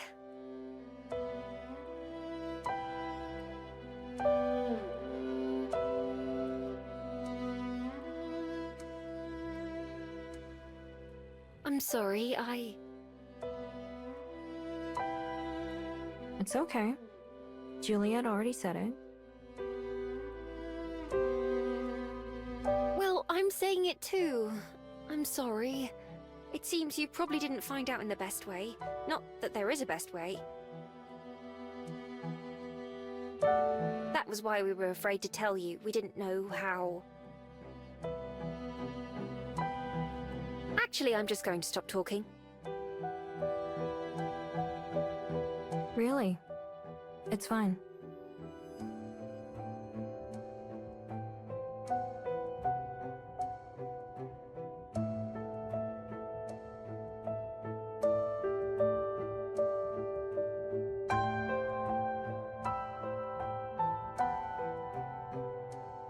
I just wish you would have told me.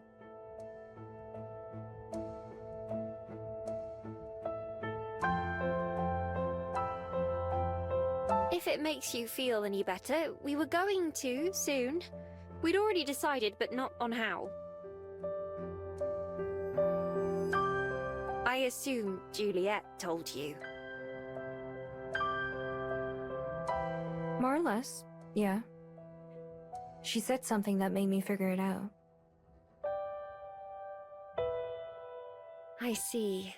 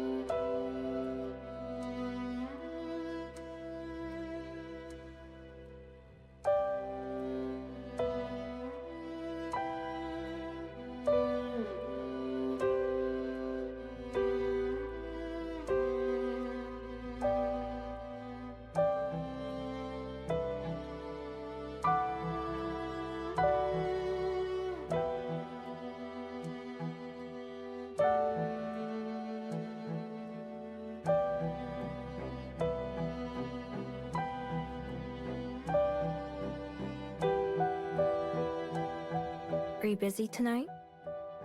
I want to talk with you and Juliet. Together.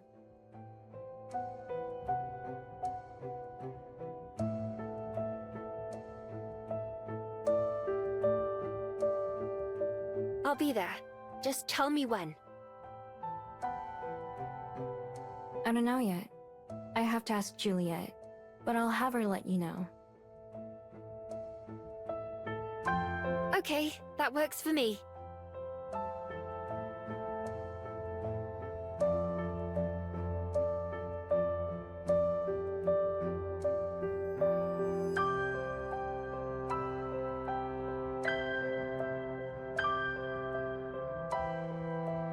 Can you tell me one thing, though? Are you leaving?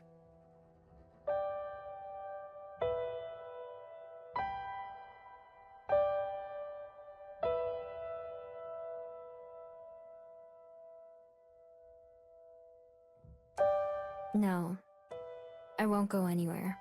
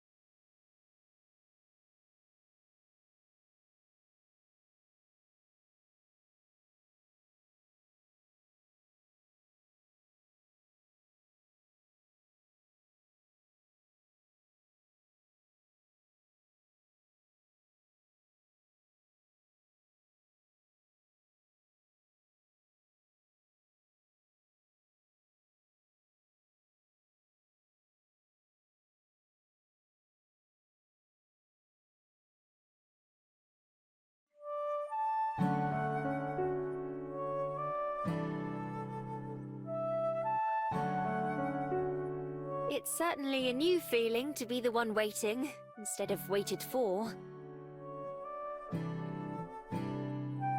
Hi, Aspen. Good evening, Aspen. I hope we didn't keep you waiting for long.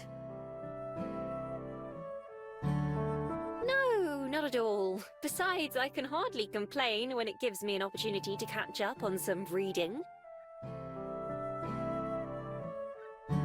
I thought about exploring the gardens a little, but I wasn't sure I'd be able to find my way back out. There are worse places to be lost, at least. Thank you for indulging my request to come here in the first place. It was a good idea. Not to say the library's gotten boring, but... We never really go anywhere else?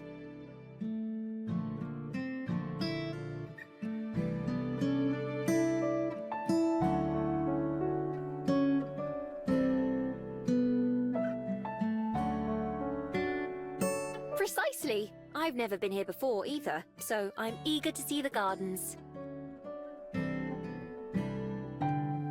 It's been a while since I've been here myself, but I believe I remember a nice spot I used to visit with.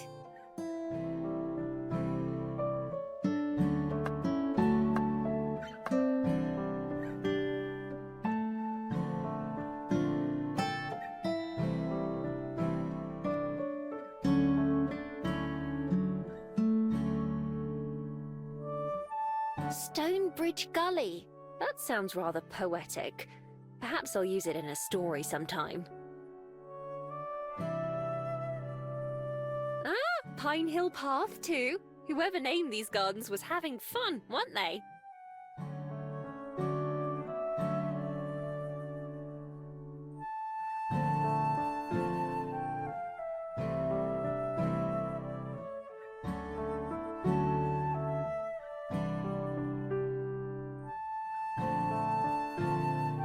Sorry, one of the photos there caught my eye and I wanted to take some notes for further research.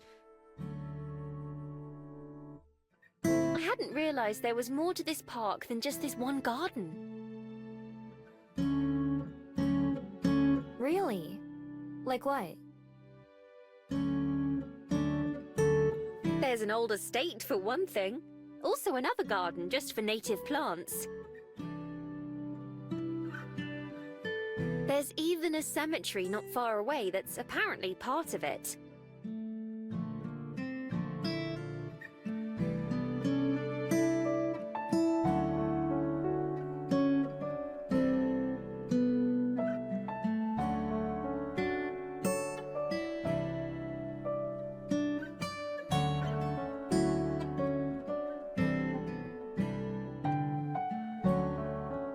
Would this do?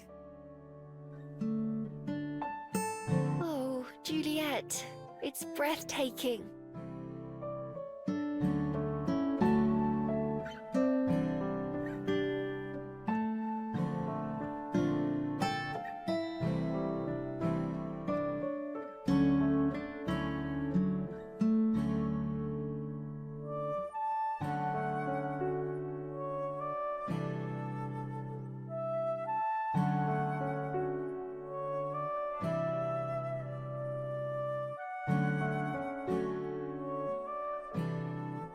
What do you think, Miho?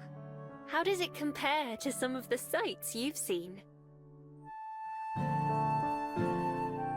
It's pretty nice. I like the view from up on Mount Victoria better, though. Oh, it's been quite a while since I went up there. Perhaps I should see it myself sometime and compare. You should. You can see the library from the top. I used to go up there to clear my head, before I started living at the library. I'll be sure to invite you along, then.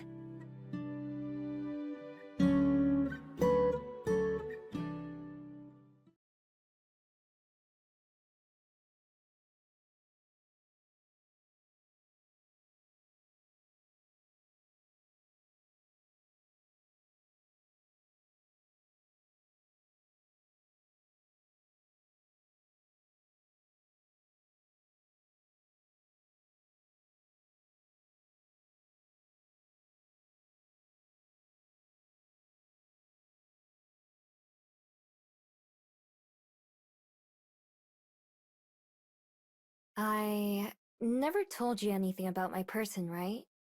About Changin.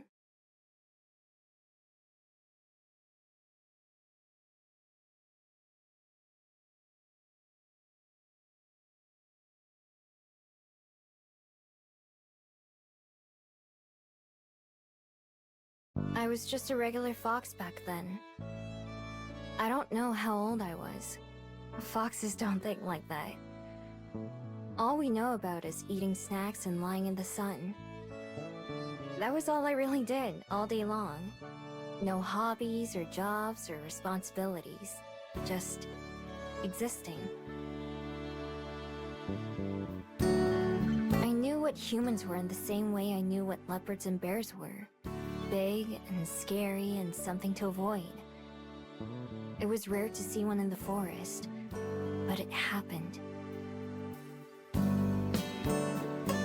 Most of the time, they were noisy enough that you could hear them coming from far away and hide. That was the first thing that was different about my person, Changin.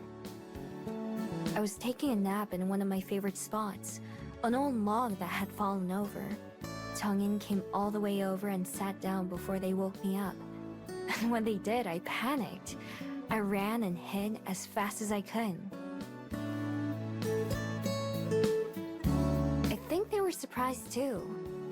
They didn't try to catch me or stop me. Instead, they kept their distance and tossed me a little bit of the meat they were eating. I didn't trust them and didn't know why they were sharing, but it smelled pretty good. So I grabbed the food and ran away, and eventually they left. When I went back to my log the next day, Changin showed up again too. I ran away again, but they still didn't chase me and let me come back on my own. We did the same thing the next day, and the next day, and the next. Then, one day, I was in a new part of the forest. I liked wandering around even as a fox.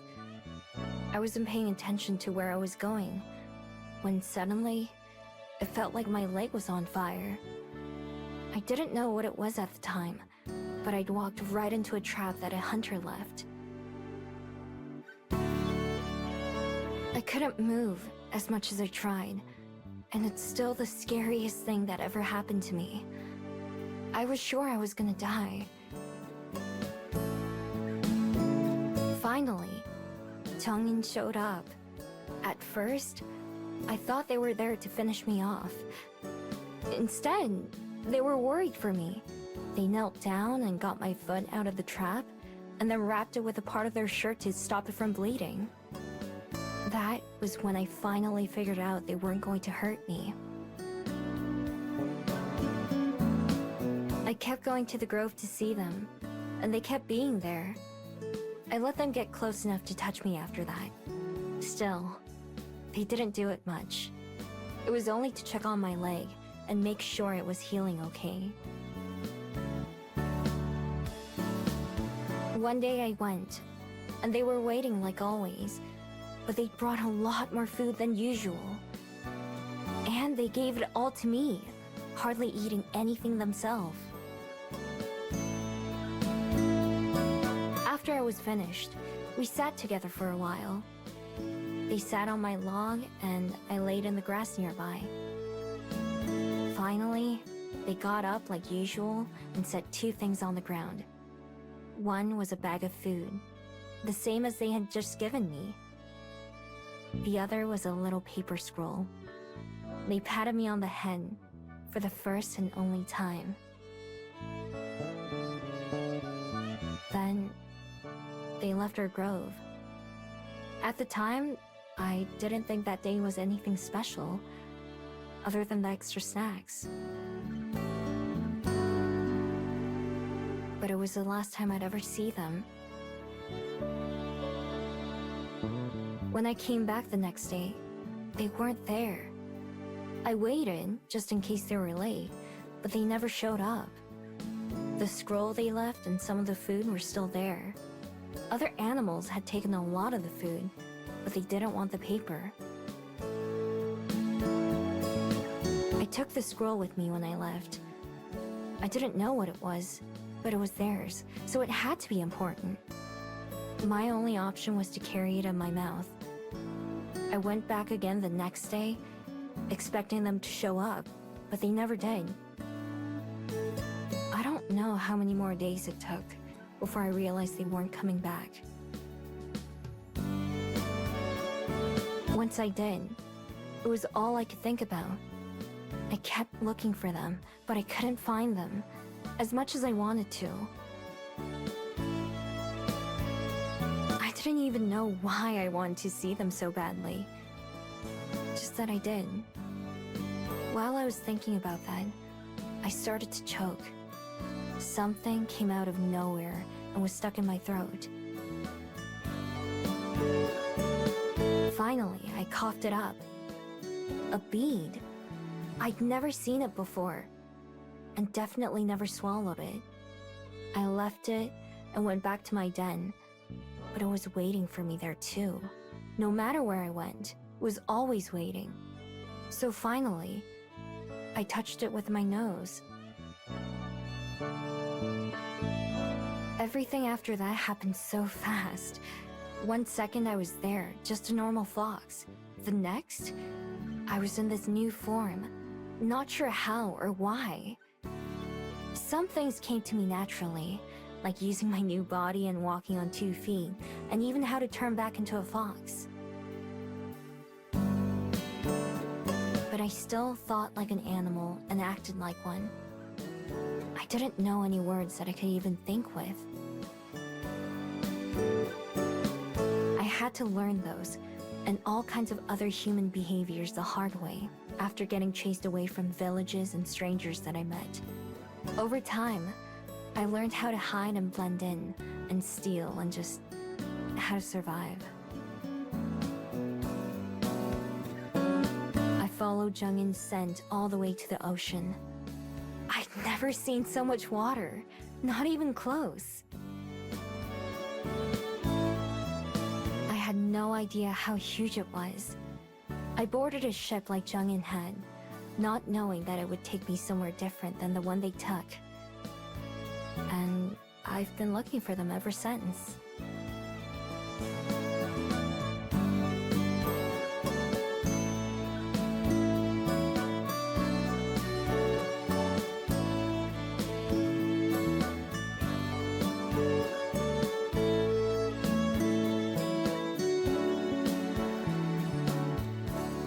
Oh, Miho. They sound like they were a wonderful person. I can see why you never stopped searching for them. They were truly special, weren't they? Yeah. Yeah, they really were.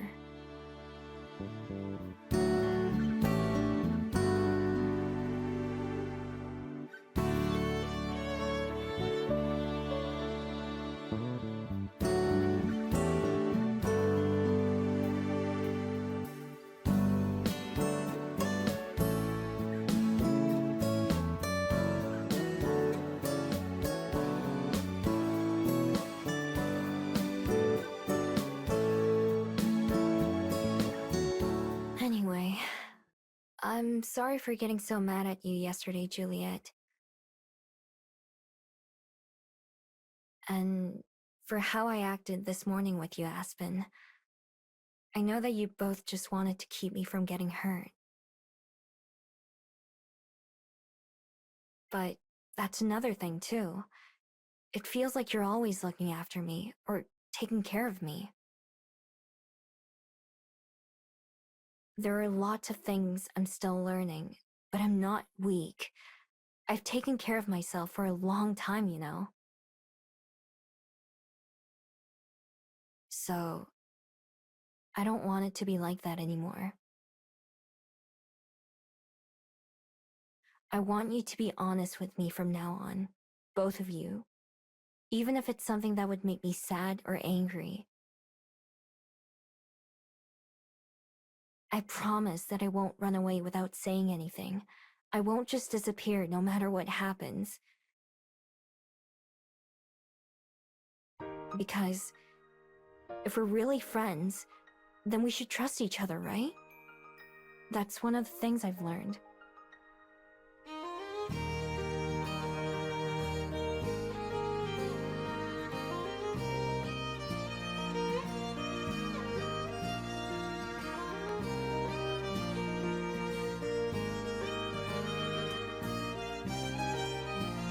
I hear what you say, Miho.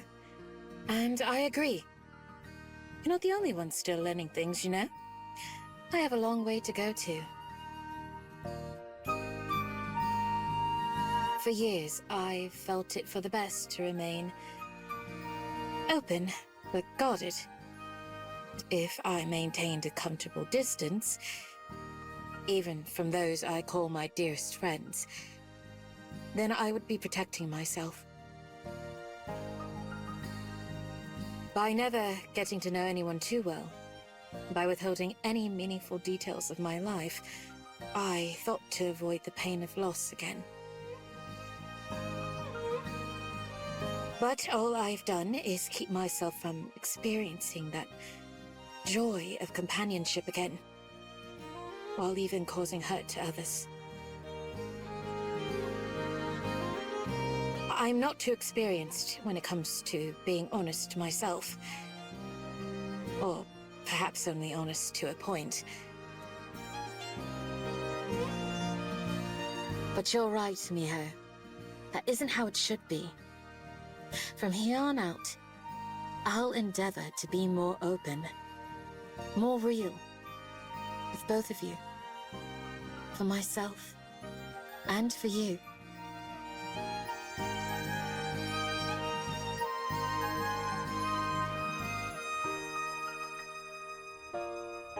As such, Aspen, there's something that I'd like to tell you.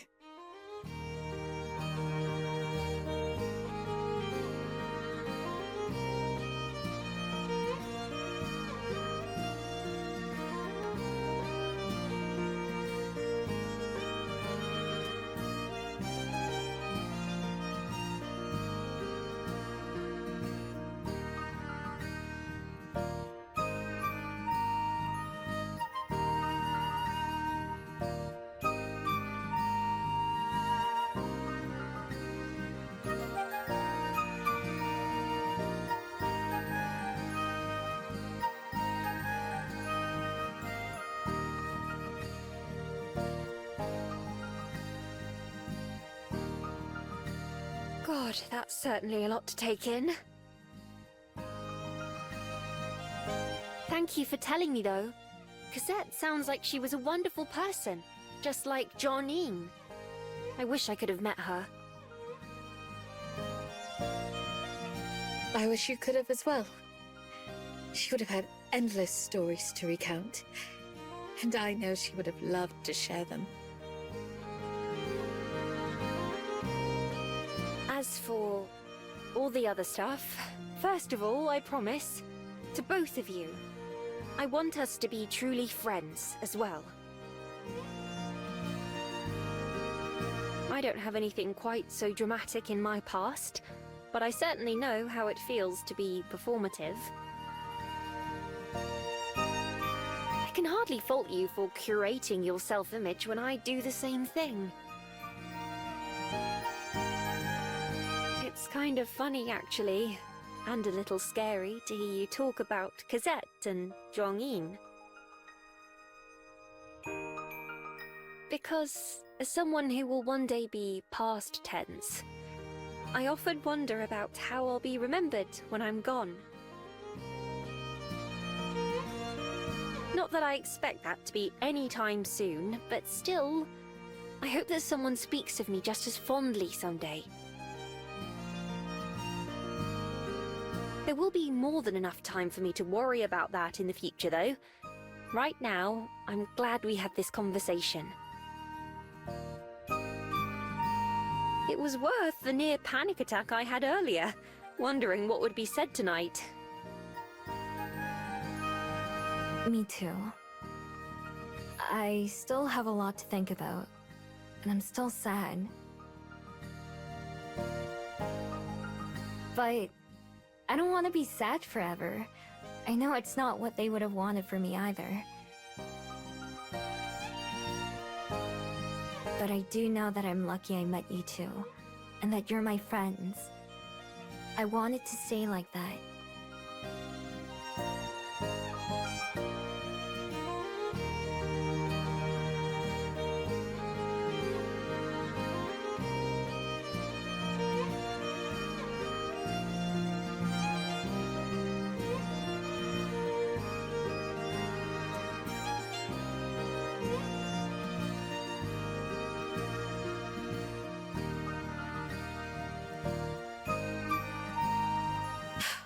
Well said.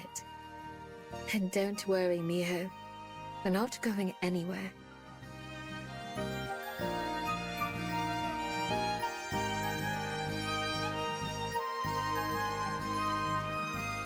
Oh, Miho, I'm glad too.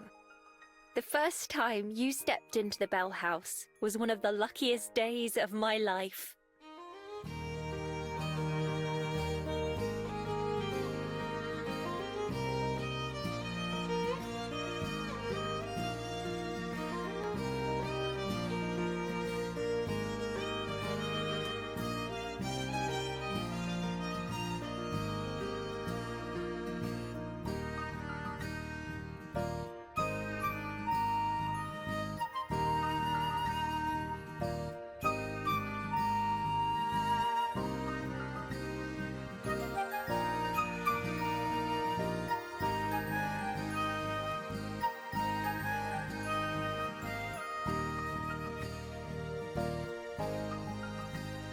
Mine too.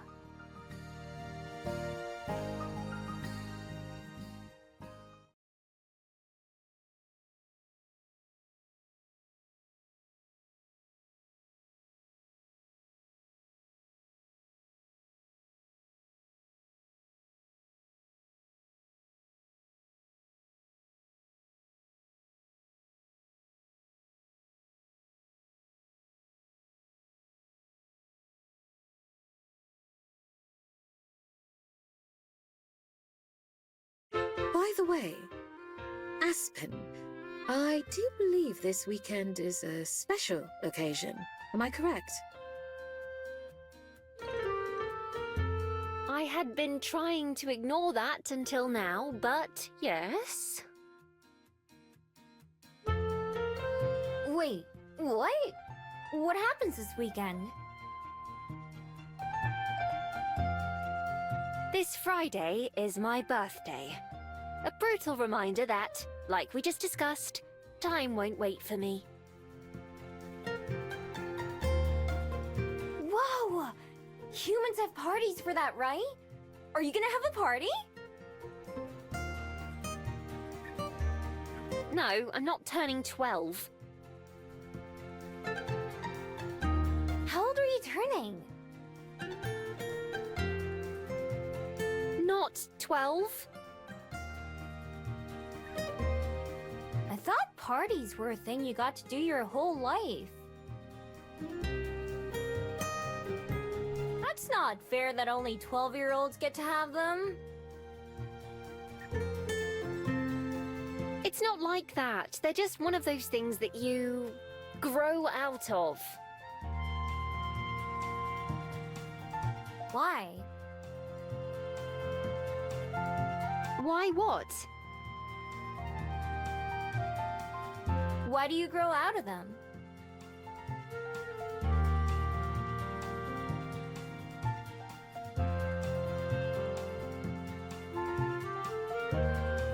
It's just part of being an adult. You get older and older and you reach the real world and then you don't feel like having a party, I suppose.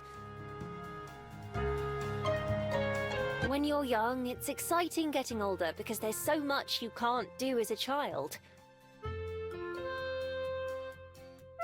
Once you're an adult, you realize that what you thought adult life would be like isn't real. So instead of being excited that there's cake and ice cream, you start worrying about how many calories are in each. What's a calorie?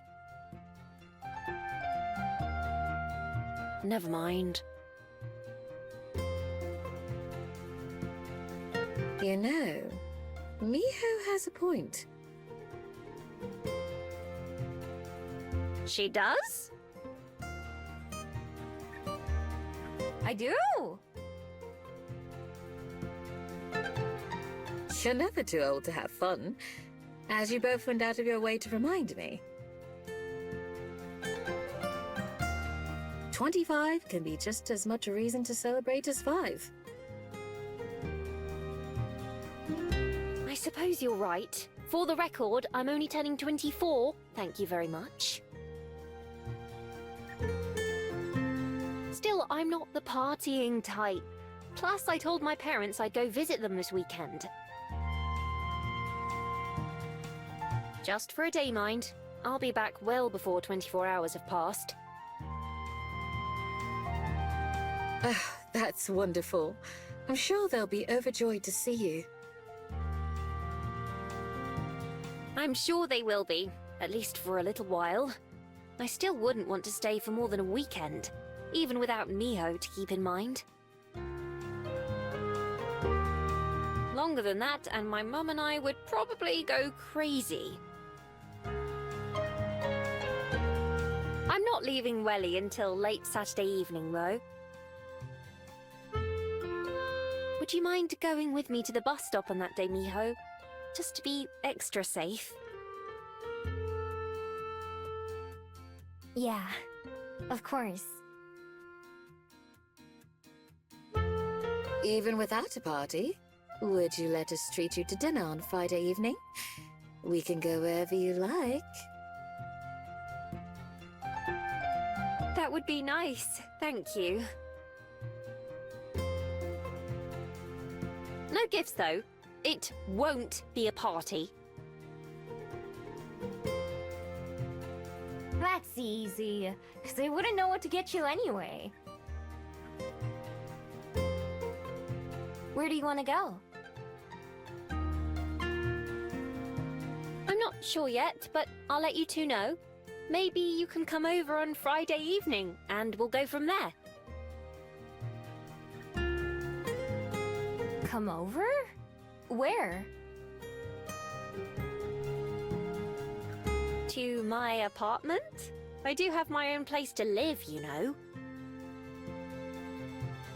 And, well, it isn't anything special, but I felt I should at least let you two see it. Only if you want to.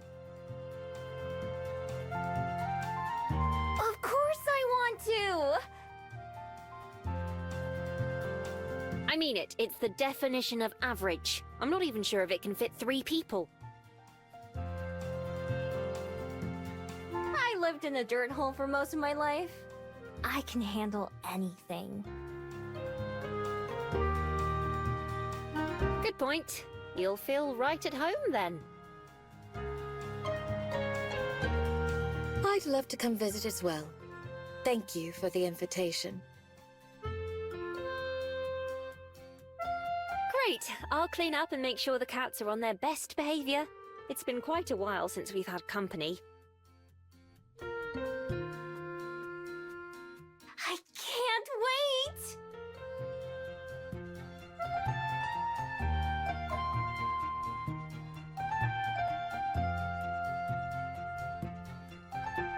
Miho, do you have any plans for the day? Not yet. Why? I was planning to go see a movie soon. Would you like to come with me? You're more than welcome to, of course, Juliet, but I imagine it's rather late for you. Unfortunately so. I'll be up a while longer, but I wouldn't be able to make it through an entire movie. I hope that you enjoy it, though. I understand. Miho? It's fine if you don't want to come along, but the showing starts in an hour, so we'd need to leave soon. I prefer to get there before it's crowded.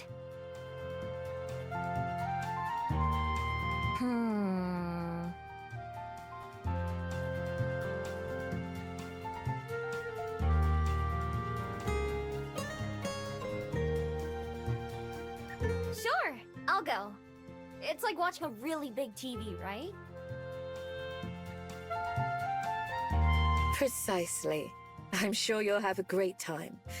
Have fun, both of you. I'll see you two later. See ya! Good night!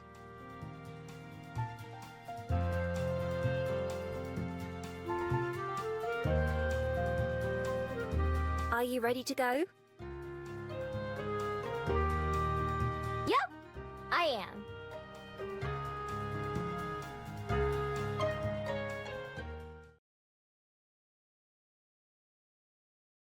So what movie are we gonna see? It's based off a book that I read a long time ago. I should have mentioned that it's a horror movie. That won't be a problem for you, right? Nah, it's fine. What's a horror movie? A scary movie. This one's about a creepy clown that terrorizes a small town. A clown? How is that scary? Well, he's not a regular clown, although those are frightening enough on their own. You'll just have to see, I suppose. Alright. I didn't know you liked scary things. I don't watch them that often, but like I said, I read the book a long time ago, so I already know what happens. It's just interesting to see how well it gets translated to the screen. If it ends up being too much for you, just let me know. Not everyone has the stomach for these sorts of films. Okay.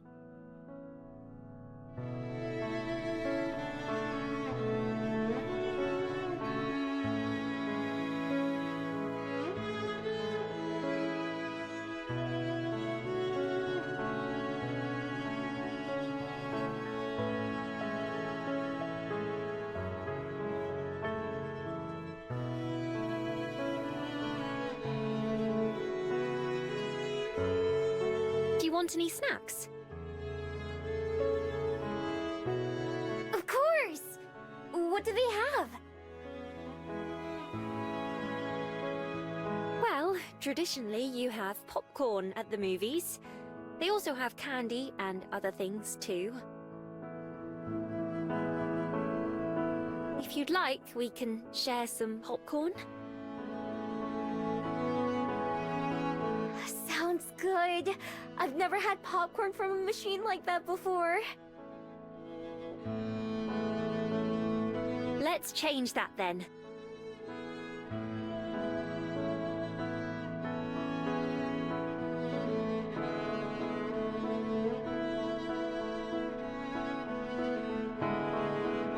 Whoa, that's huge! Considering how much they charge for it, it's only fair. Come on, let's go sit down.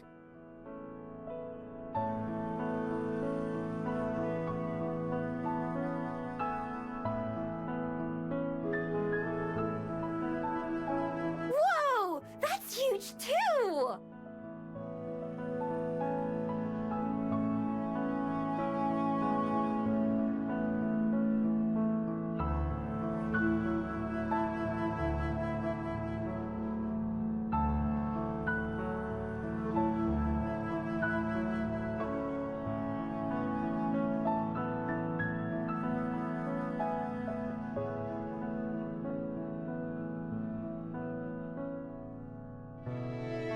Is it supposed to be this loud?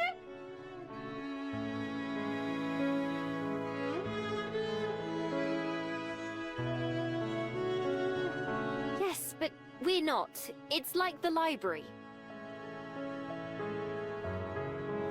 These are just previews for other movies that are coming out soon. But once the real thing starts, we're not supposed to talk. Although, it's not like there are many other people around that we'd be disturbing.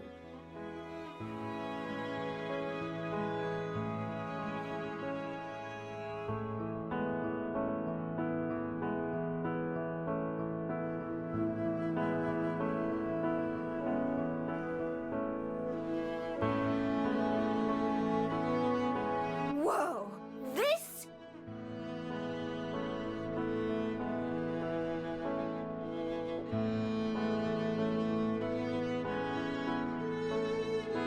It's fine. We won't bother anyone. It's just good to know for the next time you see a movie. Oh, okay.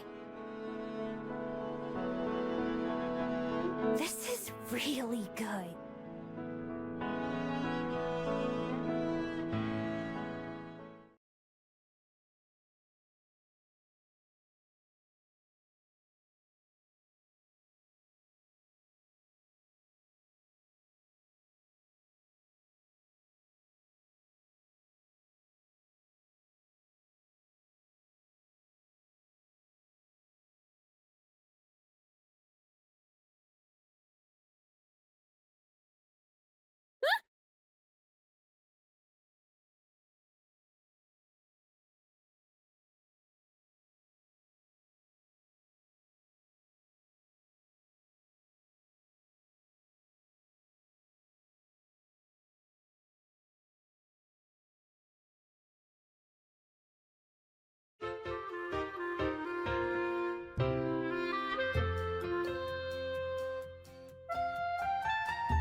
So, how did you like it?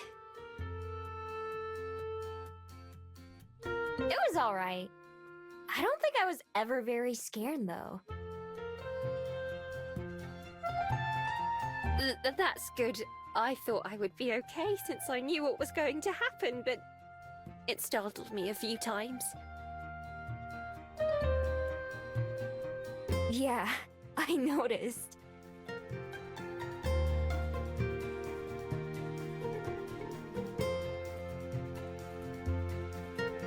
Well, there's a reason I don't watch those types of movies very often. I'm glad you had a nice time, though.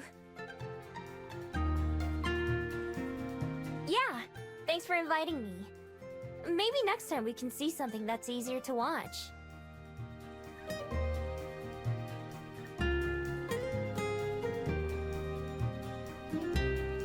Yes, I'd like that.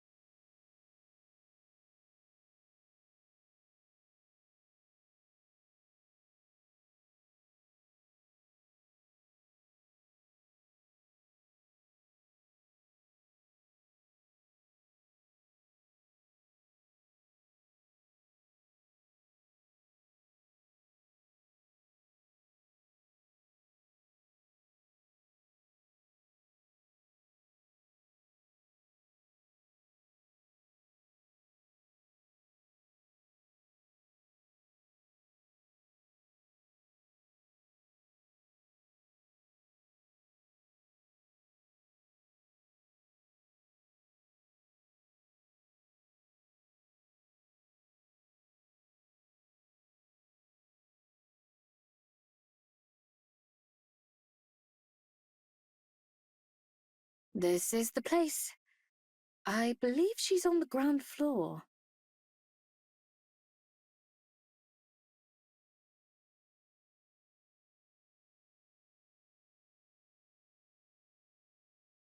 Miho, Juliet, over here.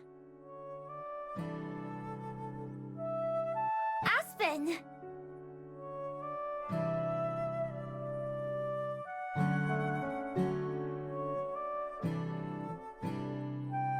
No, stay back, you two.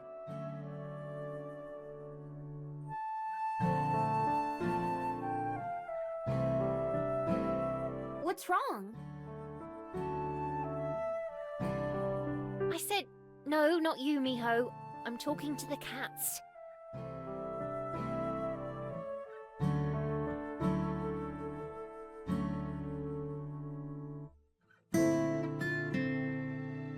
Well, ta-da! Or something. Whoa!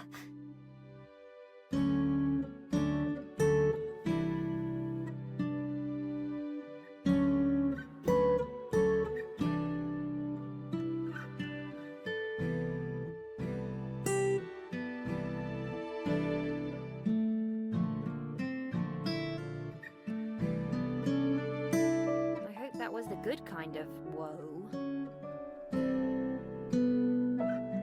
It's lovely, Aspen.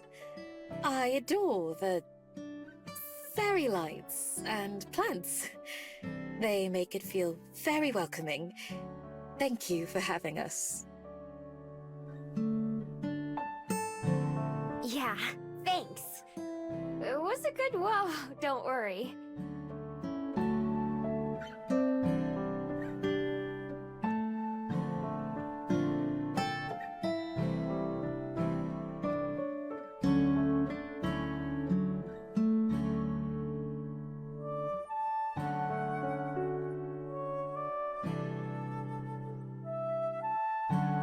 Sorry there's not more space to sit down.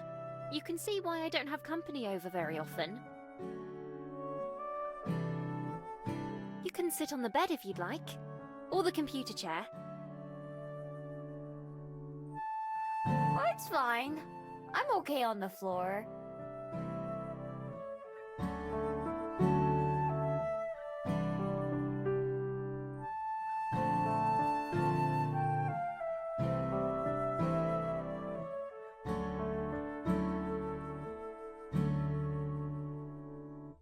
Oh yeah! Happy birthday! Yes, happy birthday, Aspen. Here's to another wonderful year. Thank you. This year has been pretty good, I must say.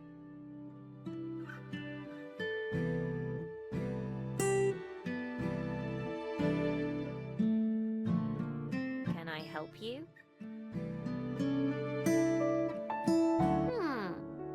You don't look any older. I'm glad to hear that. It doesn't just happen overnight on your birthday, though. Not that you would be aware of that, I suppose. Anyway, enough about that. Are you too hungry? We've already done everything there is to do here, I believe. Now you understand why I never have people over. It's fine. I don't mind just sitting around. But yeah, I'm always ready to eat. Have you decided where you want to go? I think so. There's a seafood restaurant that isn't too far away that I enjoy, but don't go to very often. Does that work for both of you? I'm okay with anything. I just like food. Indeed. It's your birthday, so we'll have whatever you want. All right. Let's get going then.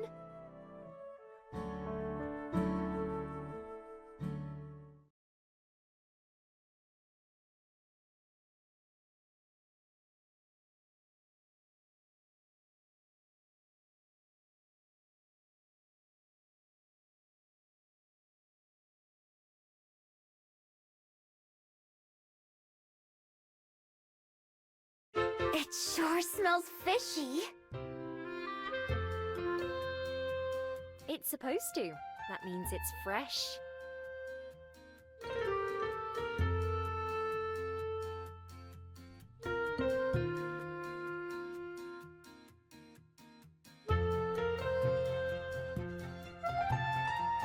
Let me know if you need help reading anything, Miho. Thanks.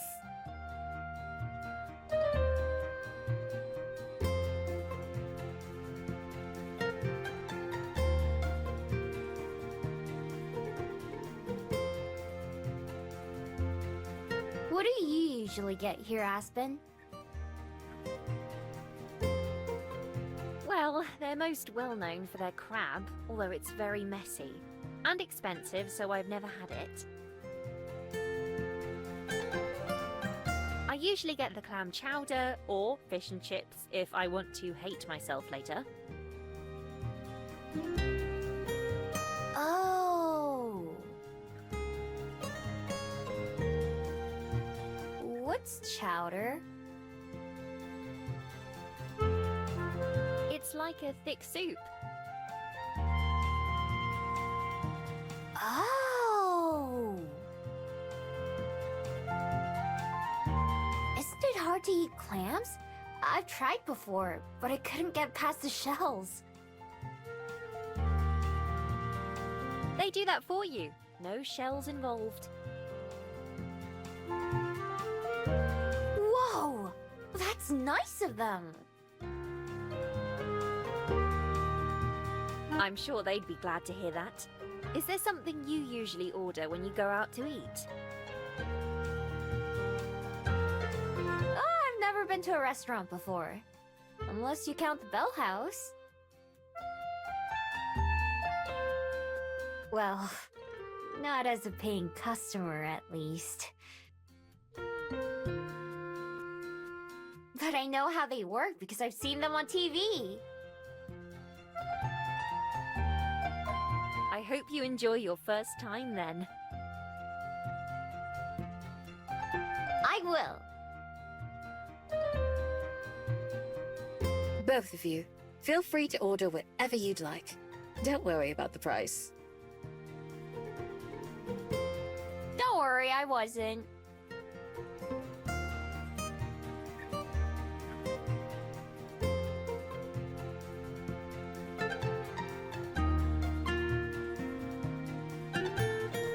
Wait, is that...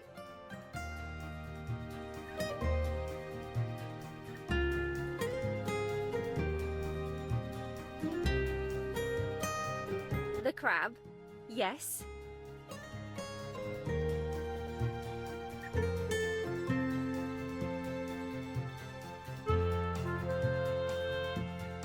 You shouldn't stare, you know.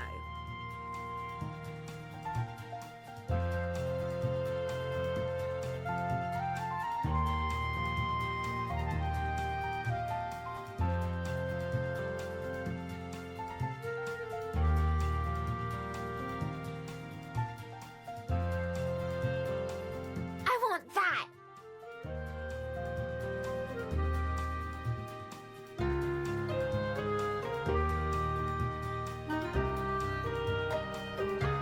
It would be nice to try at least once.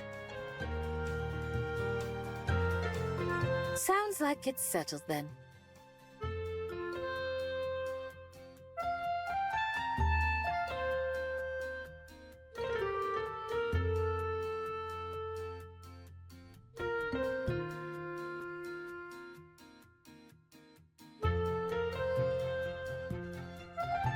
Have you ever been here before, Juliet?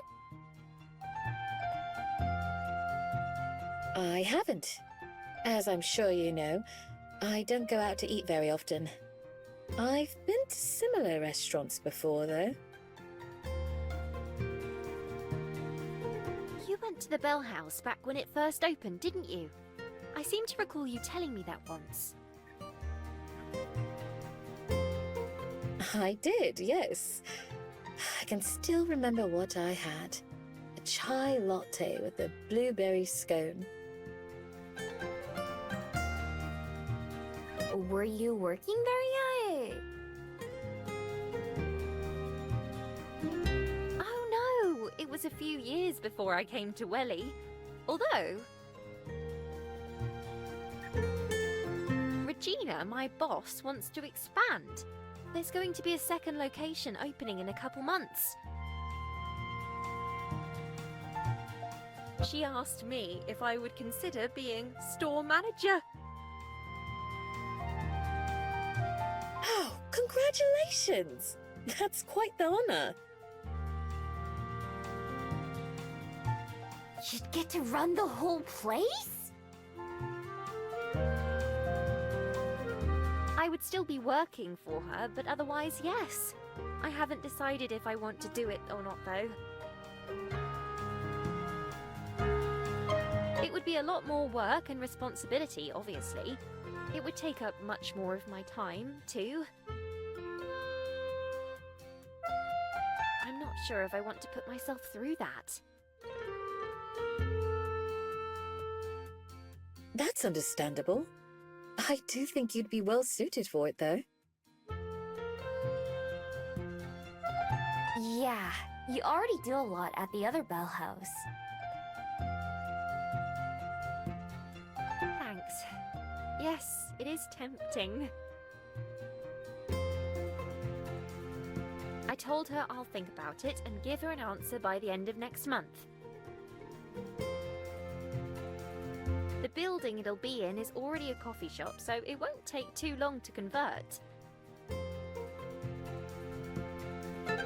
It all depends on some other things, really.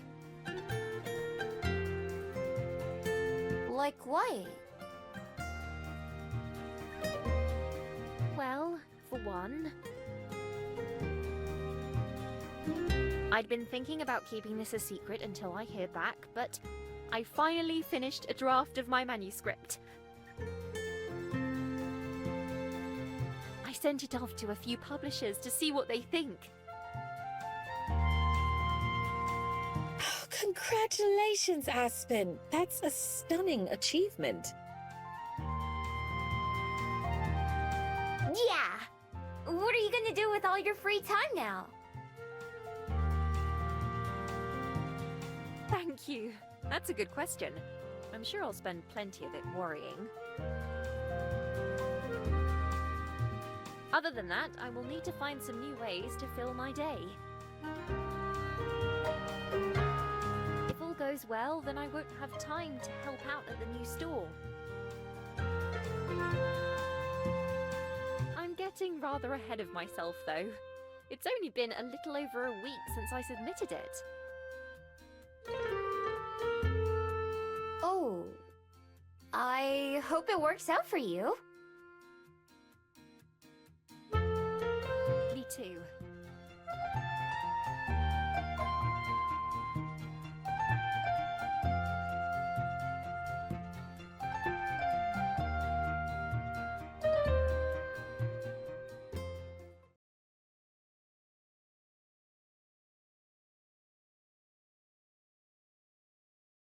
Well, let's not just stare.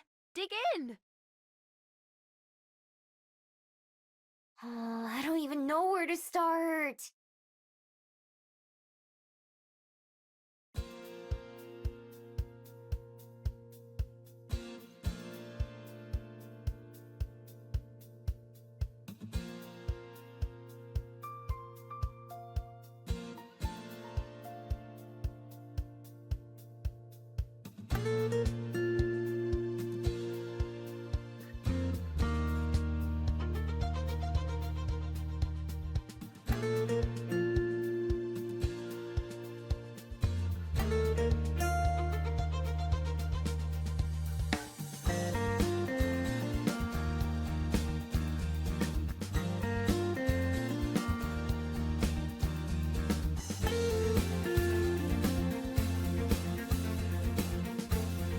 That was a lot easier than trying to use my own claws.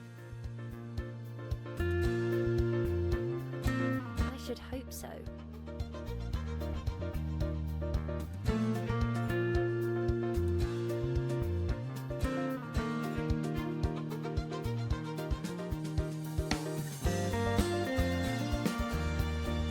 Enjoying it? Yeah!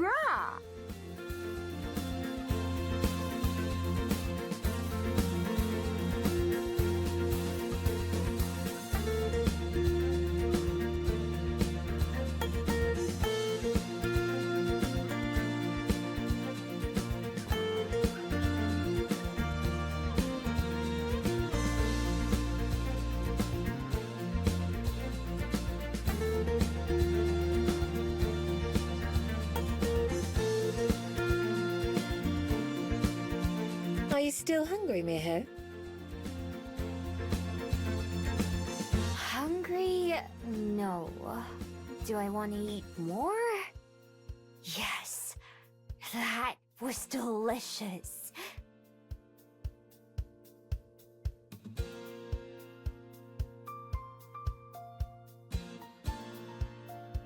I could eat more.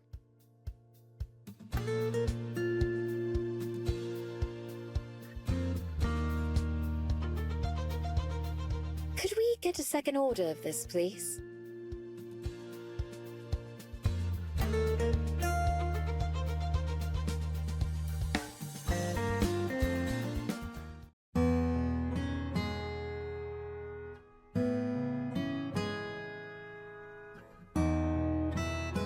I don't know if I've ever been this full in my life. Me too. I think I'm set on crab for a long time now. Thanks for dinner though, Juliet. It was wonderful. Of course. It was my pleasure. I hope you've had a nice birthday. I certainly have.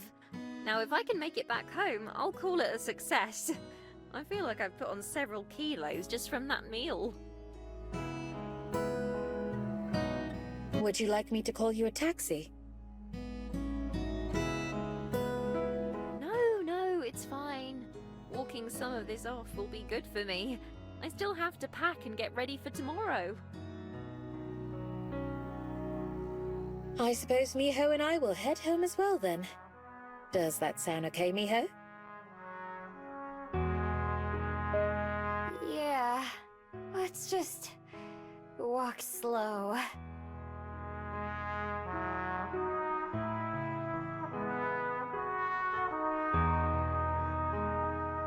Bye, Aspen. Happy birthday again. Thank you again. Good night to you both. I'll see you two tomorrow.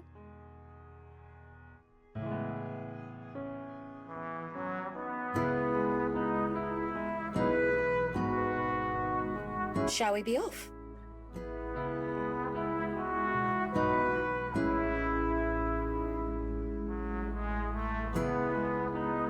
Yeah. Let's go.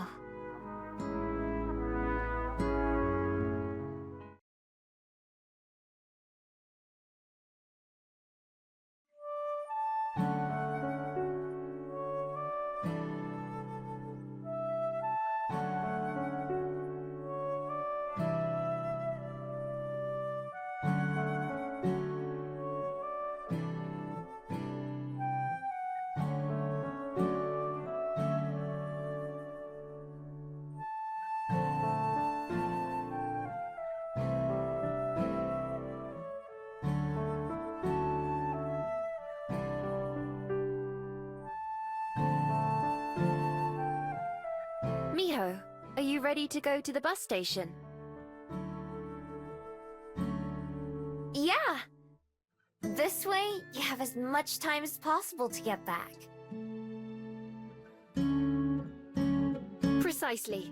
Thank you. Of course.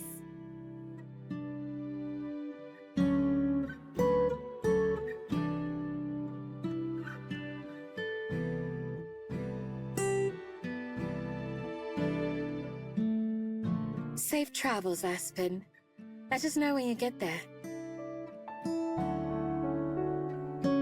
Will do. I won't have reception while traveling, but I'll send a message as soon as I'm home. How long was your trip? If it was by car, only a couple hours. It'll be closer to 4 by bus, though. I'll take an early one on the way back tomorrow, just to be safe. Ample reading time, it sounds like. Oh, yes.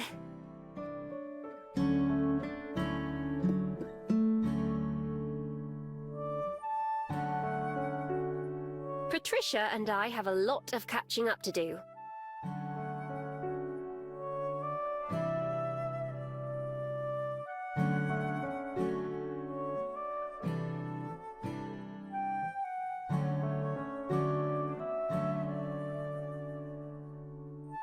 Well, shall we be off, Miho? Yep. Goodbye, Aston. Good night, Miho. Bye! Later!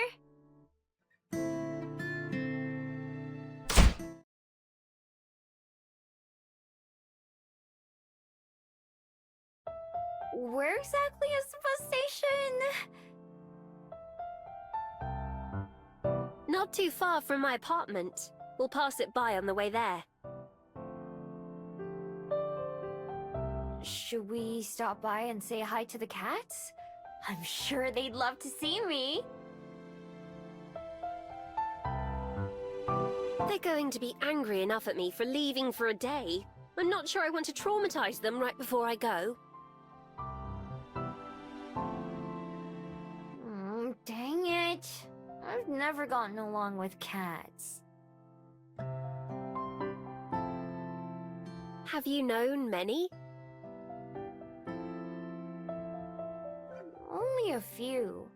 Some of the strays have some really good stories to tell.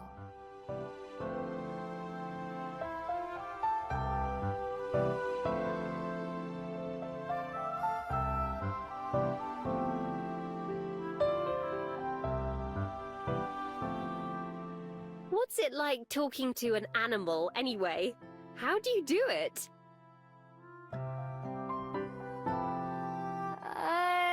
I'm not sure. It was just something that I knew how to do, like making a den. A lot of the time, you can just feel what they mean without saying it. I don't know how to put it. No, that makes sense.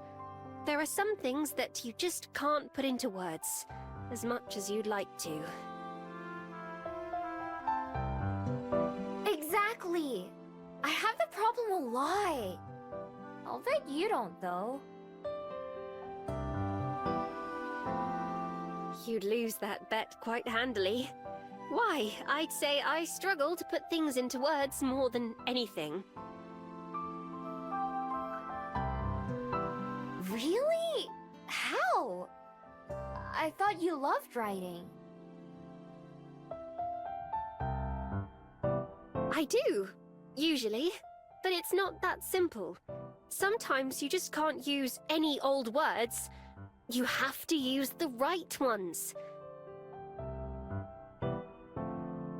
And often that means going through lots and lots of the wrong ones until you find them.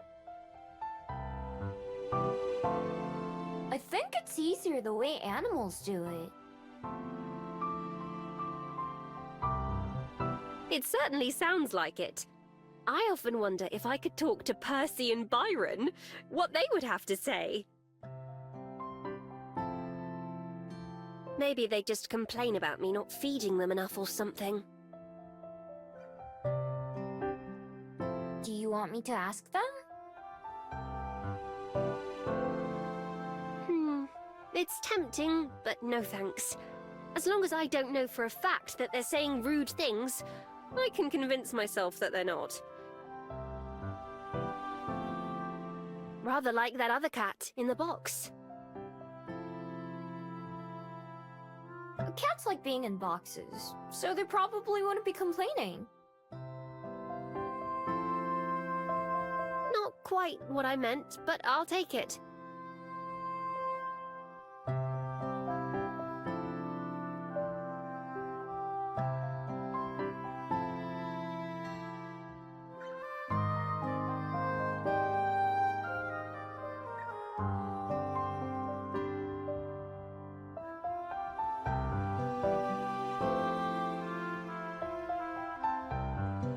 Are you looking forward to going home?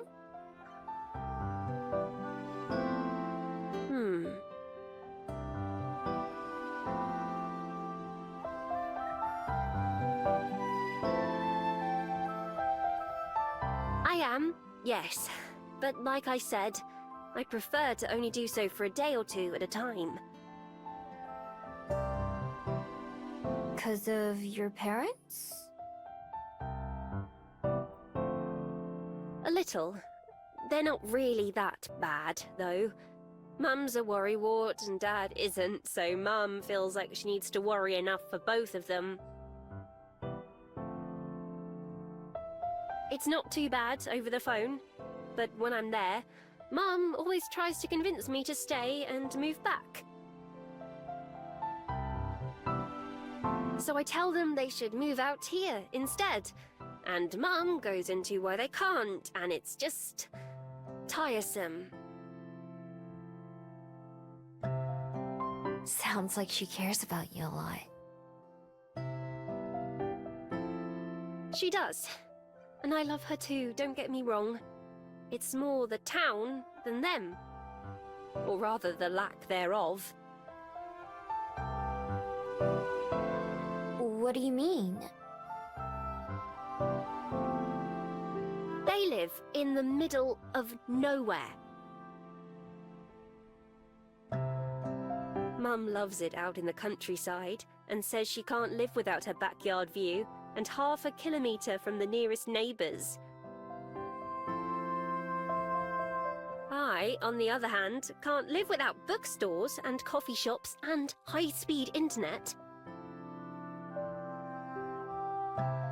So that's why you moved to Wellington? That's why I moved to Wellington. It seemed like a necessity to make it as an author.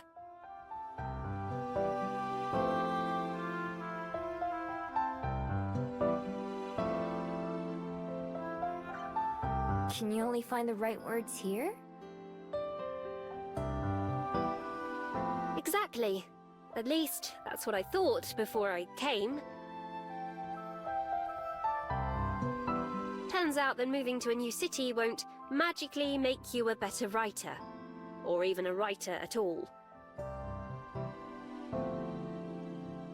Back when I was in school, I used to daydream about what life in the big city must be like. Busy and important things happening during the day, and then nights full of excitement and sparkling wonder.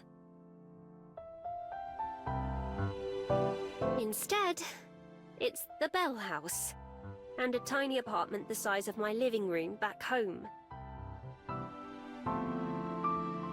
I thought if I put myself in this new environment, then I'd grow into the type of person who belonged there. I learned the hard way that places don't change who we are.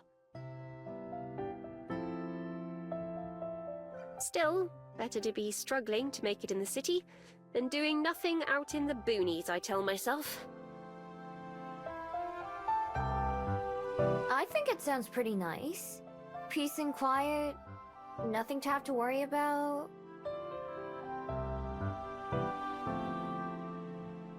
Ugh, not you too. That's exactly what my mum says.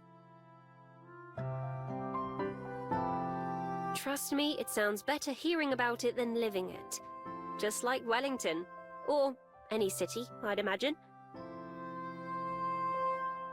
I'm sure even Wellington must seem like a bore compared to some of the places you've been to, like Shanghai or Seoul. Well, yeah. I still like it though. Those cities are too big for me. They're noisy and loud and smell bad, and anything can be dangerous. You have to be on your guard all the time. It's not like that here. The scariest thing I've seen was a movie. That's true. I'm glad. I'm glad you liked it enough to stay. Me too.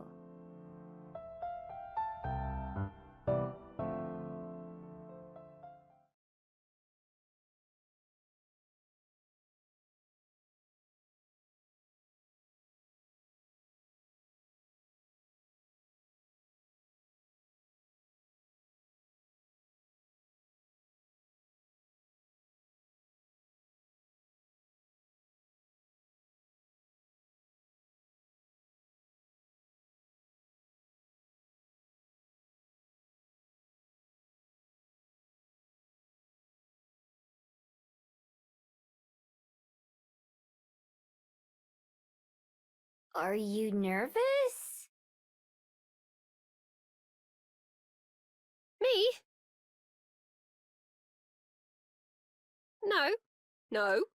Why would I be? Do I seem nervous? Yeah. Is it because of the bus? You don't have to worry about that. I've ridden on them lots of times and they only broke down like once. No, it's not that. I mean, no, I'm not nervous.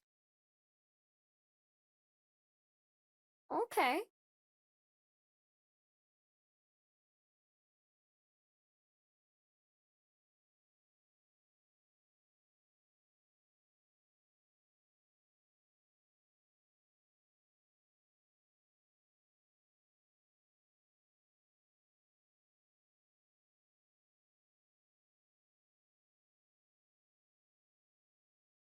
You're not late, are you? Oh, I could have walked faster. No, no, we're right on time. It'll be here any minute now. Cool. I'll wait with you till it arrives.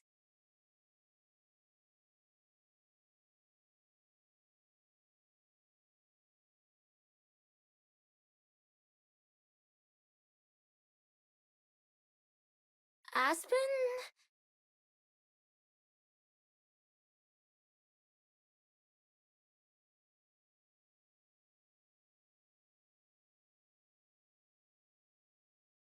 Are you alright?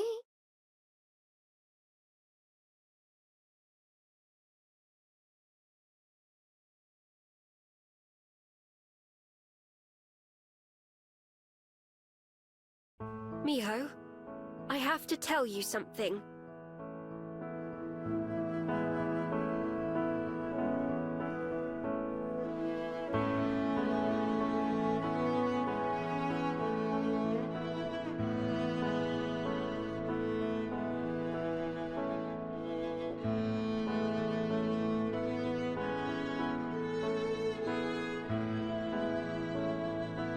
Yeah?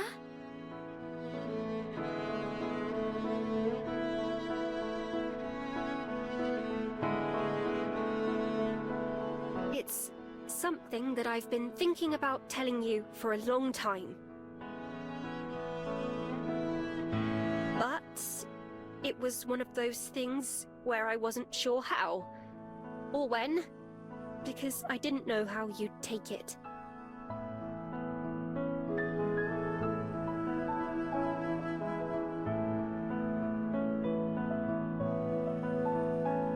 But then, after we all talked the other night, I realized that I should just say it anyway. Because no matter what, I know I would regret it more later if I didn't. Who knows how many more chances I might get? So I thought about it.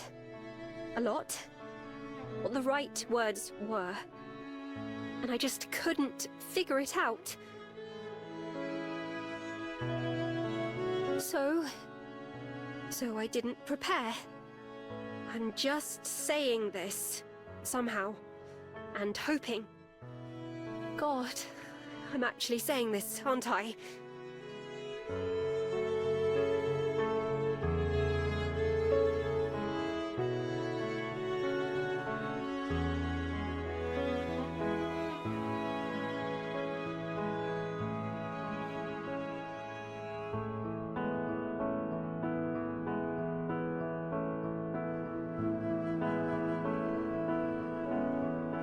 There's something I want you to know.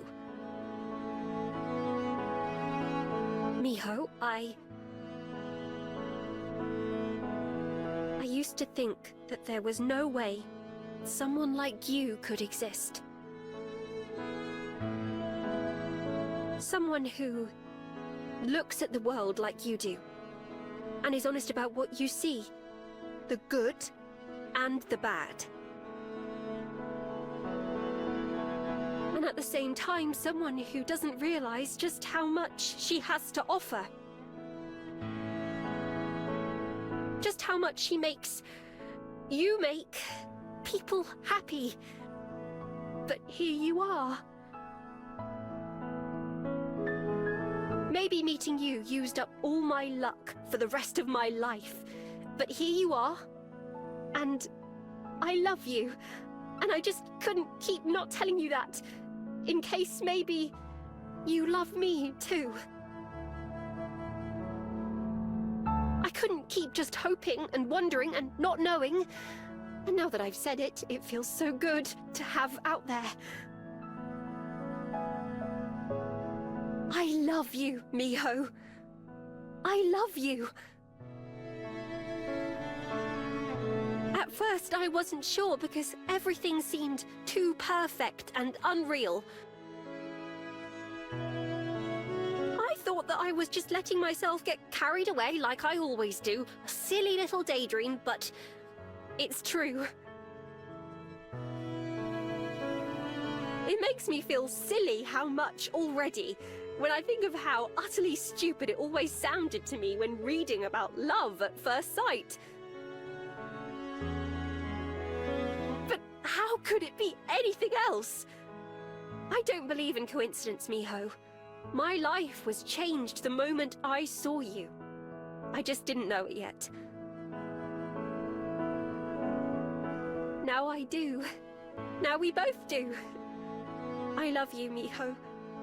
It's out there, and I can't take it back.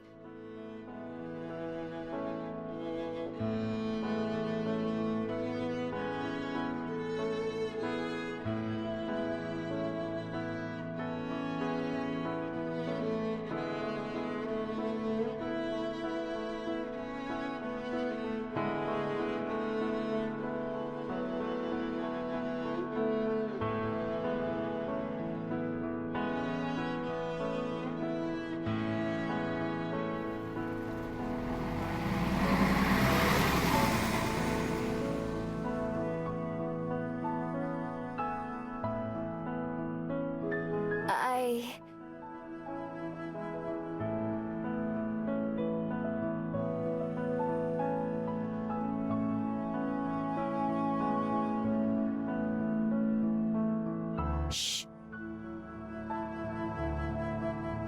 Don't tell me. I said it now before I leave for a reason, because I thought you might say that.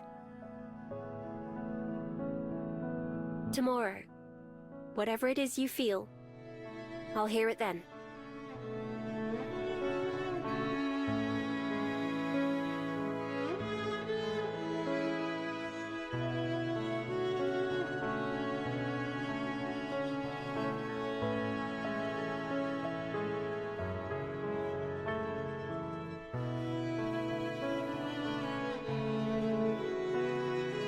Well, that's it. All I have to say, I suppose. As if that wasn't one of the most important things I've ever said in my life. That's my bus. So, I'll see you tomorrow, Miho. And no matter what, it's okay. If we just carry on being friends like normal, I'm fine with that. More than fine. I'm just glad that I took the chance to tell you.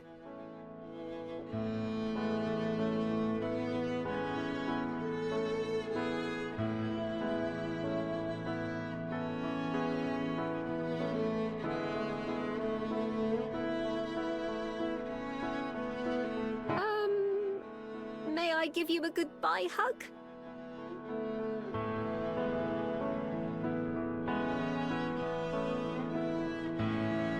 Yeah.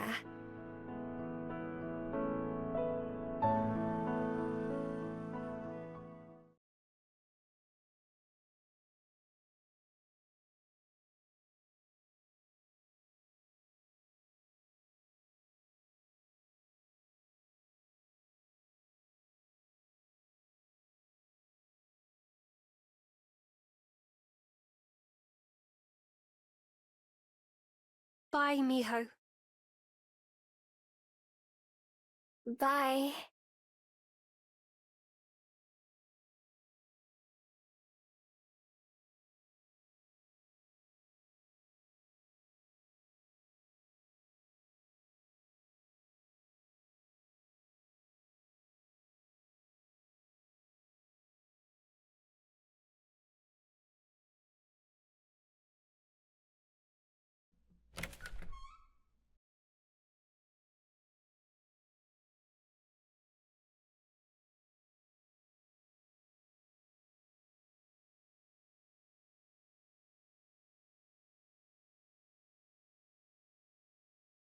Miho?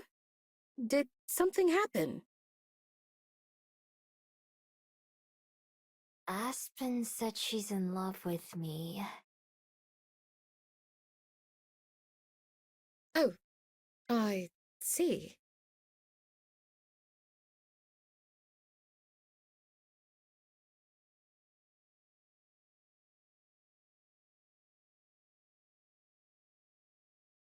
Give me just a moment, and I'll meet you in my study.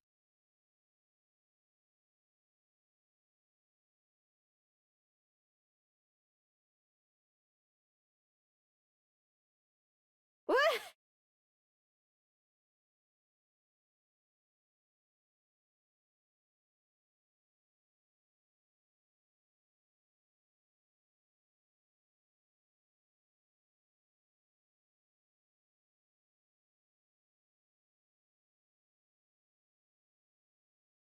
Sorry I scared off all your bats.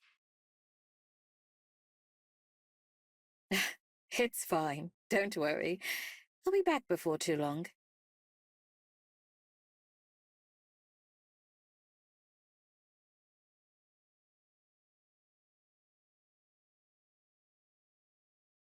So, Aspen.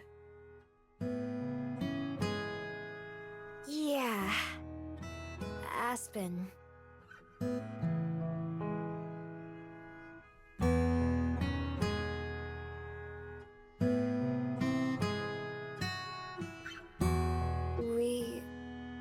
We had just gotten to the bus station when she stopped and said it.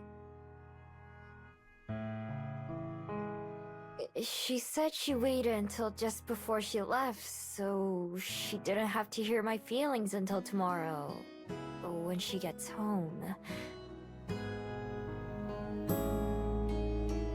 And what are your feelings? I don't know.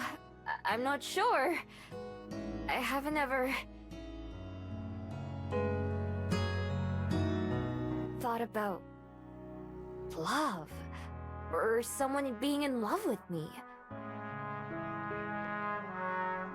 I don't even really know what it means. I know the word, but how does it feel? How would I know? The other day, you talked about how much you loved Cosette. And how you didn't know much about love before then. This is a different love from that, right?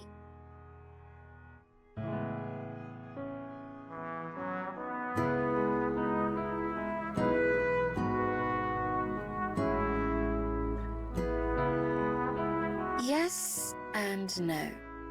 Of course, the bond between a parent and their child is different than that of two partners, but it comes from the same part of the heart. The part that you give away to somebody else. Love is when you care about another person so much that the feeling becomes bigger than you. When your life is more full and joyful for the presence of that person in it. I could throw out any number of cliches, but they'd be meaningless. What love means and how it feels are different for every person. To speak from my own experiences, love is like a flower. It starts as something tiny, but as it's nurtured and cared for, it grows. It reaches toward the sunlight and towards something better, and blooms into something beautiful. Not all flowers grow at the same rate, and not all flowers look the same.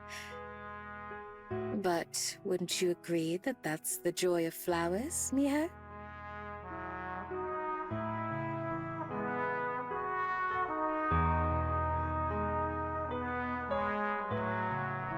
I like flowers, but I've never grown one before.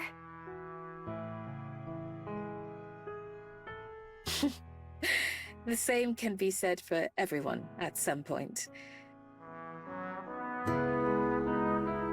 But as long as you're willing to give it the time and patience that it deserves, even the tiniest seed can become something wonderful.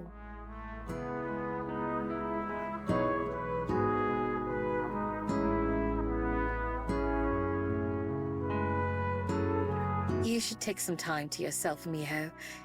We can talk about it later tonight, if you're ready. If you needed even more time, I'm sure Aspen would understand. Yeah. I need to think about it. And sorry for waking you up. Or keeping you up. Whichever. It's no trouble at all. I'm glad that you felt comfortable coming to me about this. It was the first thing I did. Thanks, by the way. You've helped me out a lot. Of course. It's my pleasure. It's what friends are for.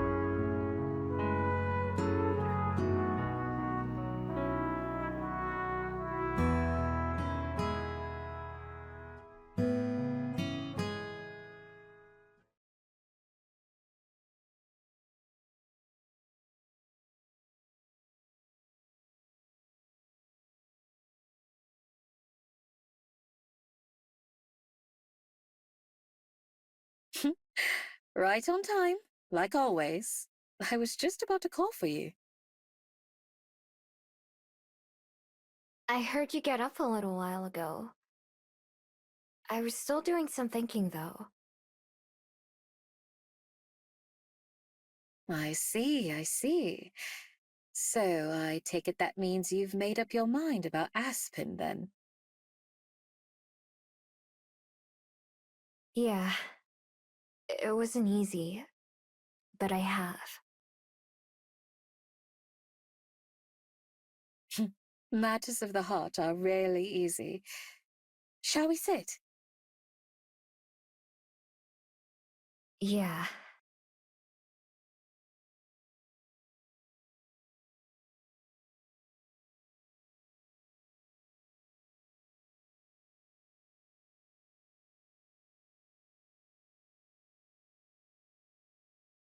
I've decided.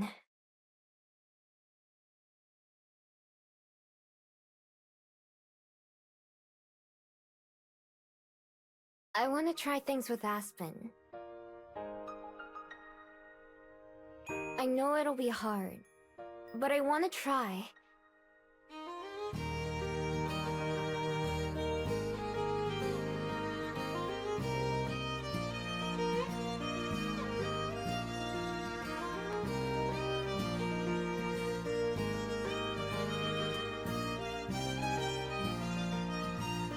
I know she's a human, and so... someday it'll hurt. But I can't just always run away from things that are painful. Because... if it hurts, that means it was important, doesn't it? It certainly does. That's a wise way to think about it.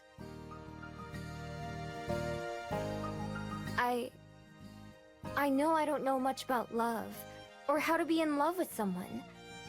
But I'm willing to learn, and try.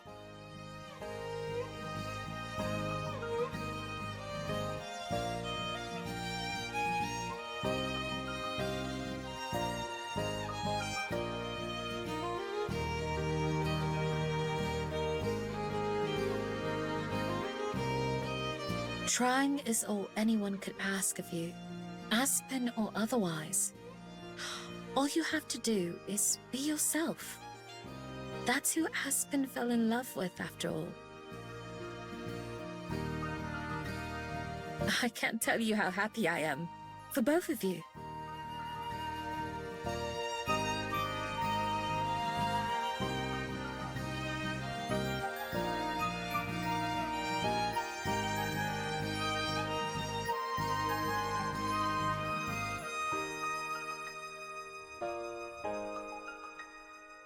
Thanks.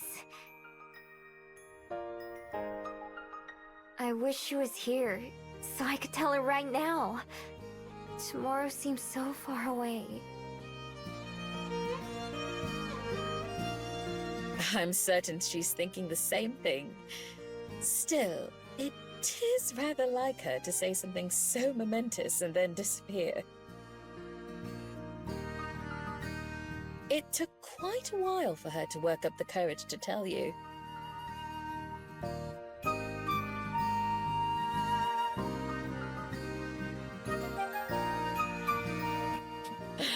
I wouldn't be surprised if she borrowed the idea from some book or another. Yeah. Yeah, you're probably right.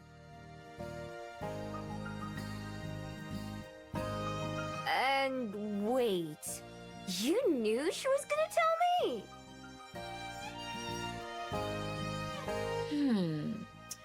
Not exactly. I've known for a long time that she held feelings for you. She never told me outright, but Aspen isn't particularly subtle. I never noticed. But I guess I don't know what I would have been looking for either. All that's important is that she was able to tell you how she felt, and you were able to accept those feelings. Anything along the way was but a means to the same end.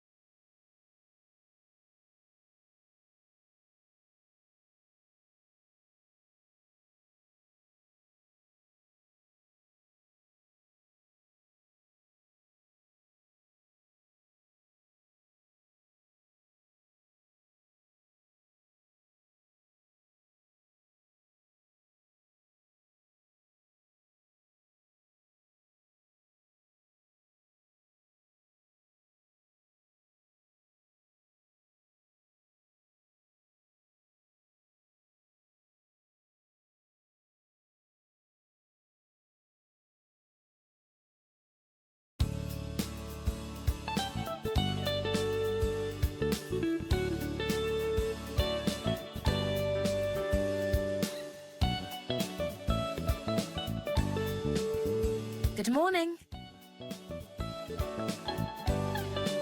Hey! I didn't wake you up, did I? No, not at all. Although I was upstairs, I thought I'd wait and have breakfast with you like usual. Oh, thanks. Sorry for keeping you waiting. I kind of fell asleep late, so I slept in too. Understandable. I'm sure you have lots on your mind.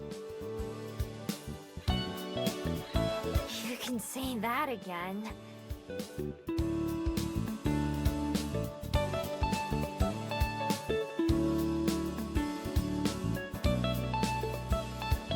Are you hungry for anything in particular?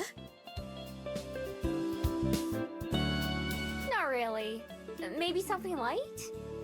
I don't think I can finish a big meal right now.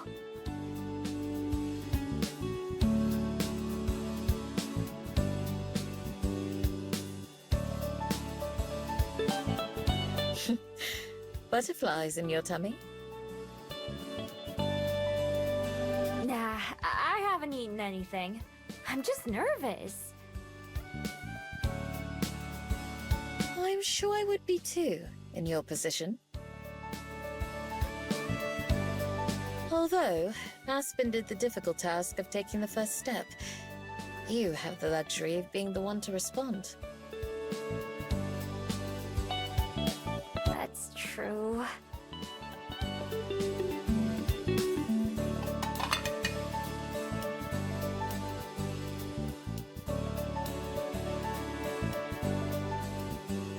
Do you want to come wait at the station with me? I'm leaving after we're done eating. I'll pass, but thank you. The two of you have plenty to talk about on your own, I'm sure. But I imagine I'll see you both later tonight? Definitely.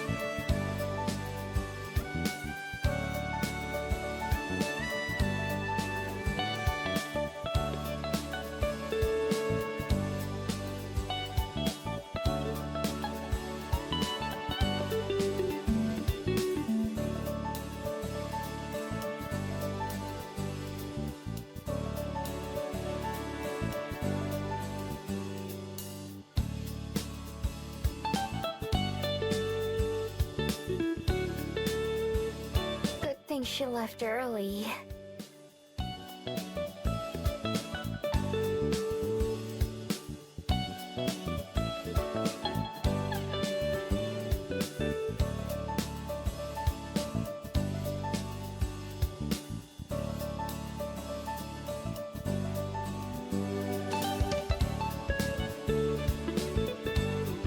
Told you.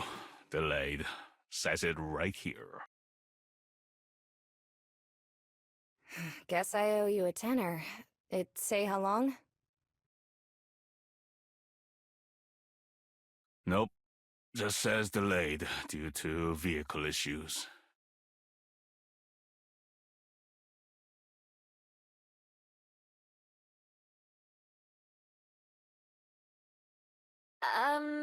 Excuse me. Which bus is it that's delayed? Ah, that be Route 4. You waiting for it too? My friend's on it. I don't know which, but she was supposed to be here 10 minutes ago. Aye. Well, probably the same one then. Bad luck, but it does happen every now and then. I hope you weren't in a hurry. I was, actually. Do you know what they'll do? What'll happen to the people on the bus? Well, I imagine the city will have to send someone out, figure out what's wrong, fix it, or send a replacement. I'm sure your friend will get here one way or another, but it could be hours. You might want to give them a call and find out where they are. Might be quicker for them to find their own ride home.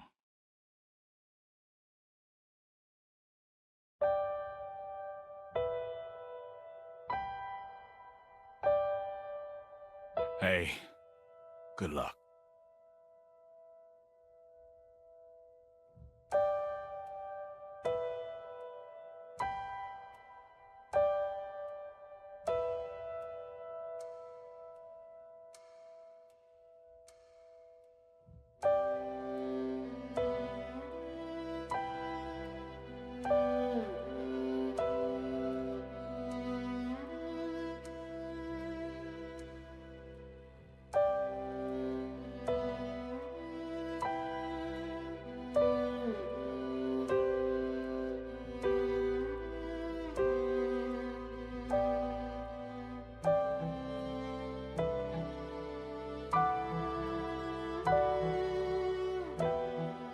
Miho?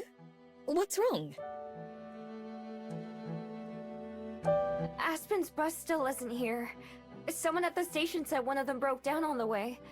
What if it was hers?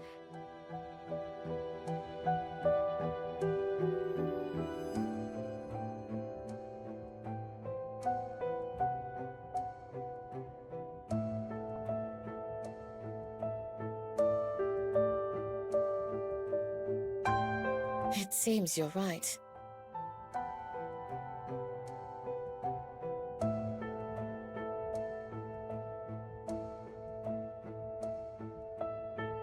What do we do? How long do you have left? 2 hours. A little less. She shouldn't be too far away. I'll try calling her.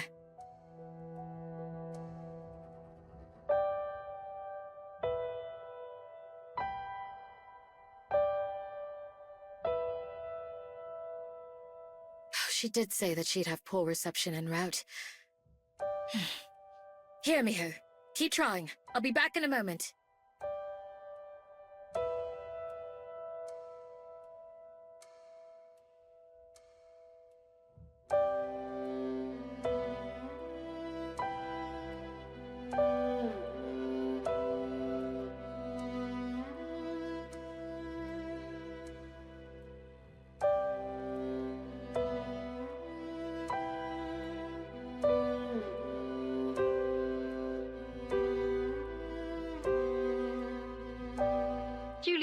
Is that...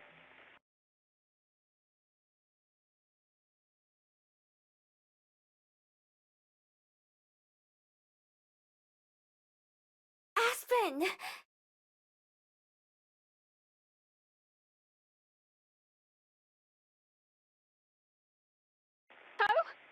You?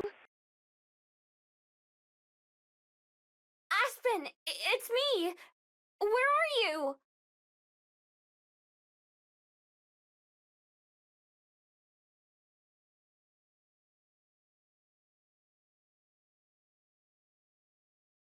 What?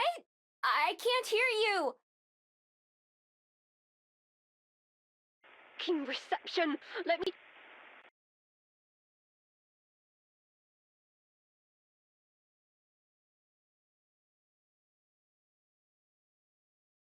Can you hear me? Yeah.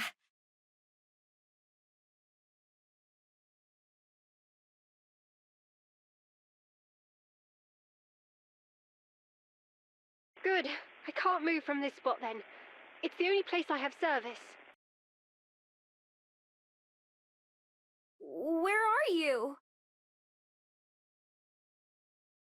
God, we're so close. I can literally see the city in the distance. Something's wrong with the bus. I don't know what. They said there's another one coming to pick us up, but I'm not sure when it's supposed to be here. We only have 2 hours before. I know. Trust me, I know. I was hoping the replacement would be here sooner, but that's not going to happen. Aspen, you said you're close. Do you know where exactly? I don't, no, but there's just the one road into the city, and I can see it. That's what I'll do, actually. I'll start walking towards the city, and hopefully I'll see the other bus on the way. Will that work? I don't know. I'm going to do it anyway.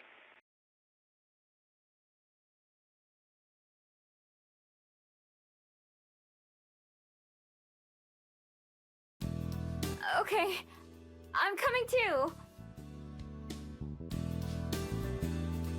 What? Coming where? Wherever you are. You said it's just one road, right? I'll meet you on it. You'll... Okay, I understand. I'll be there on time. I promise.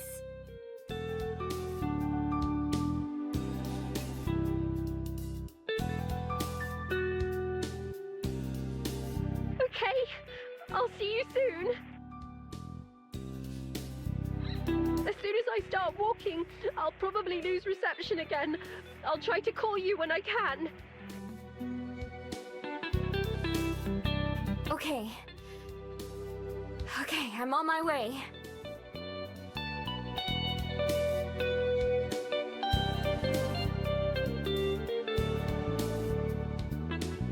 Hold on to it. You can bring it back to me after you find her.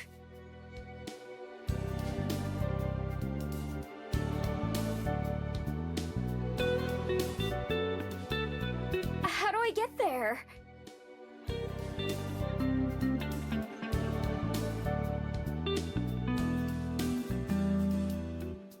I was going to try to find a taxi. Between traffic and everything else, I'm not sure it would be faster. It's so far away, though, Miho. Are you sure you'll be all right? I will. I have to be.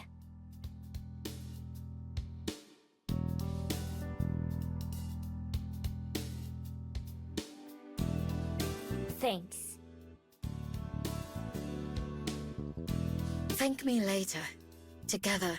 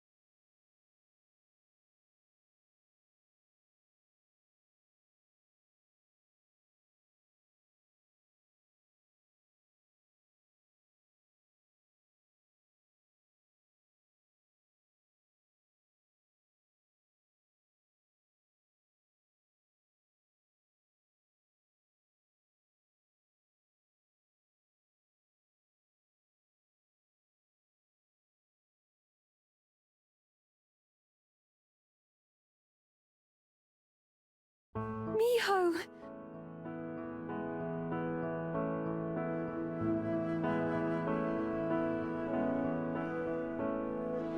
Miho!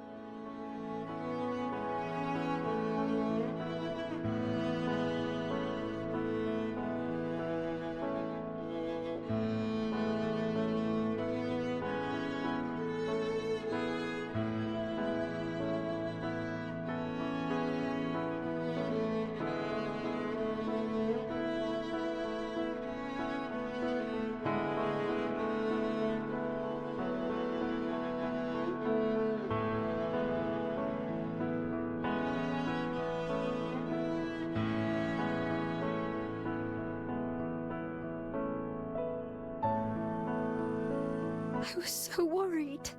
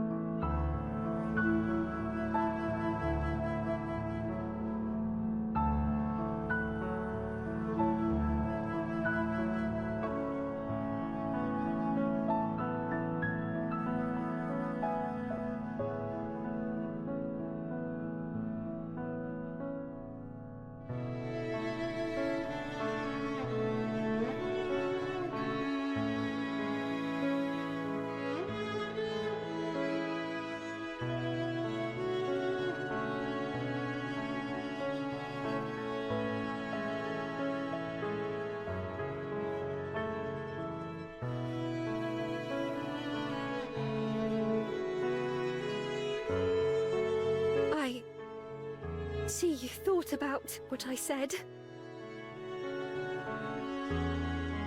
And practically nothing else.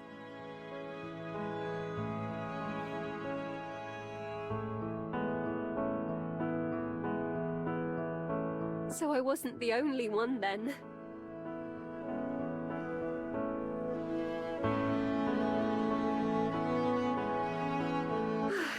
There's so much more I want to say, but this is hardly the place to say it now, is it?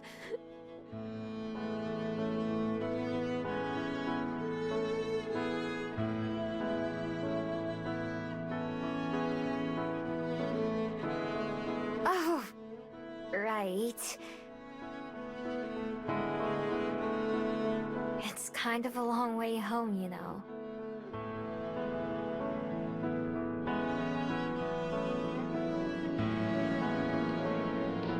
I have all the time in the world.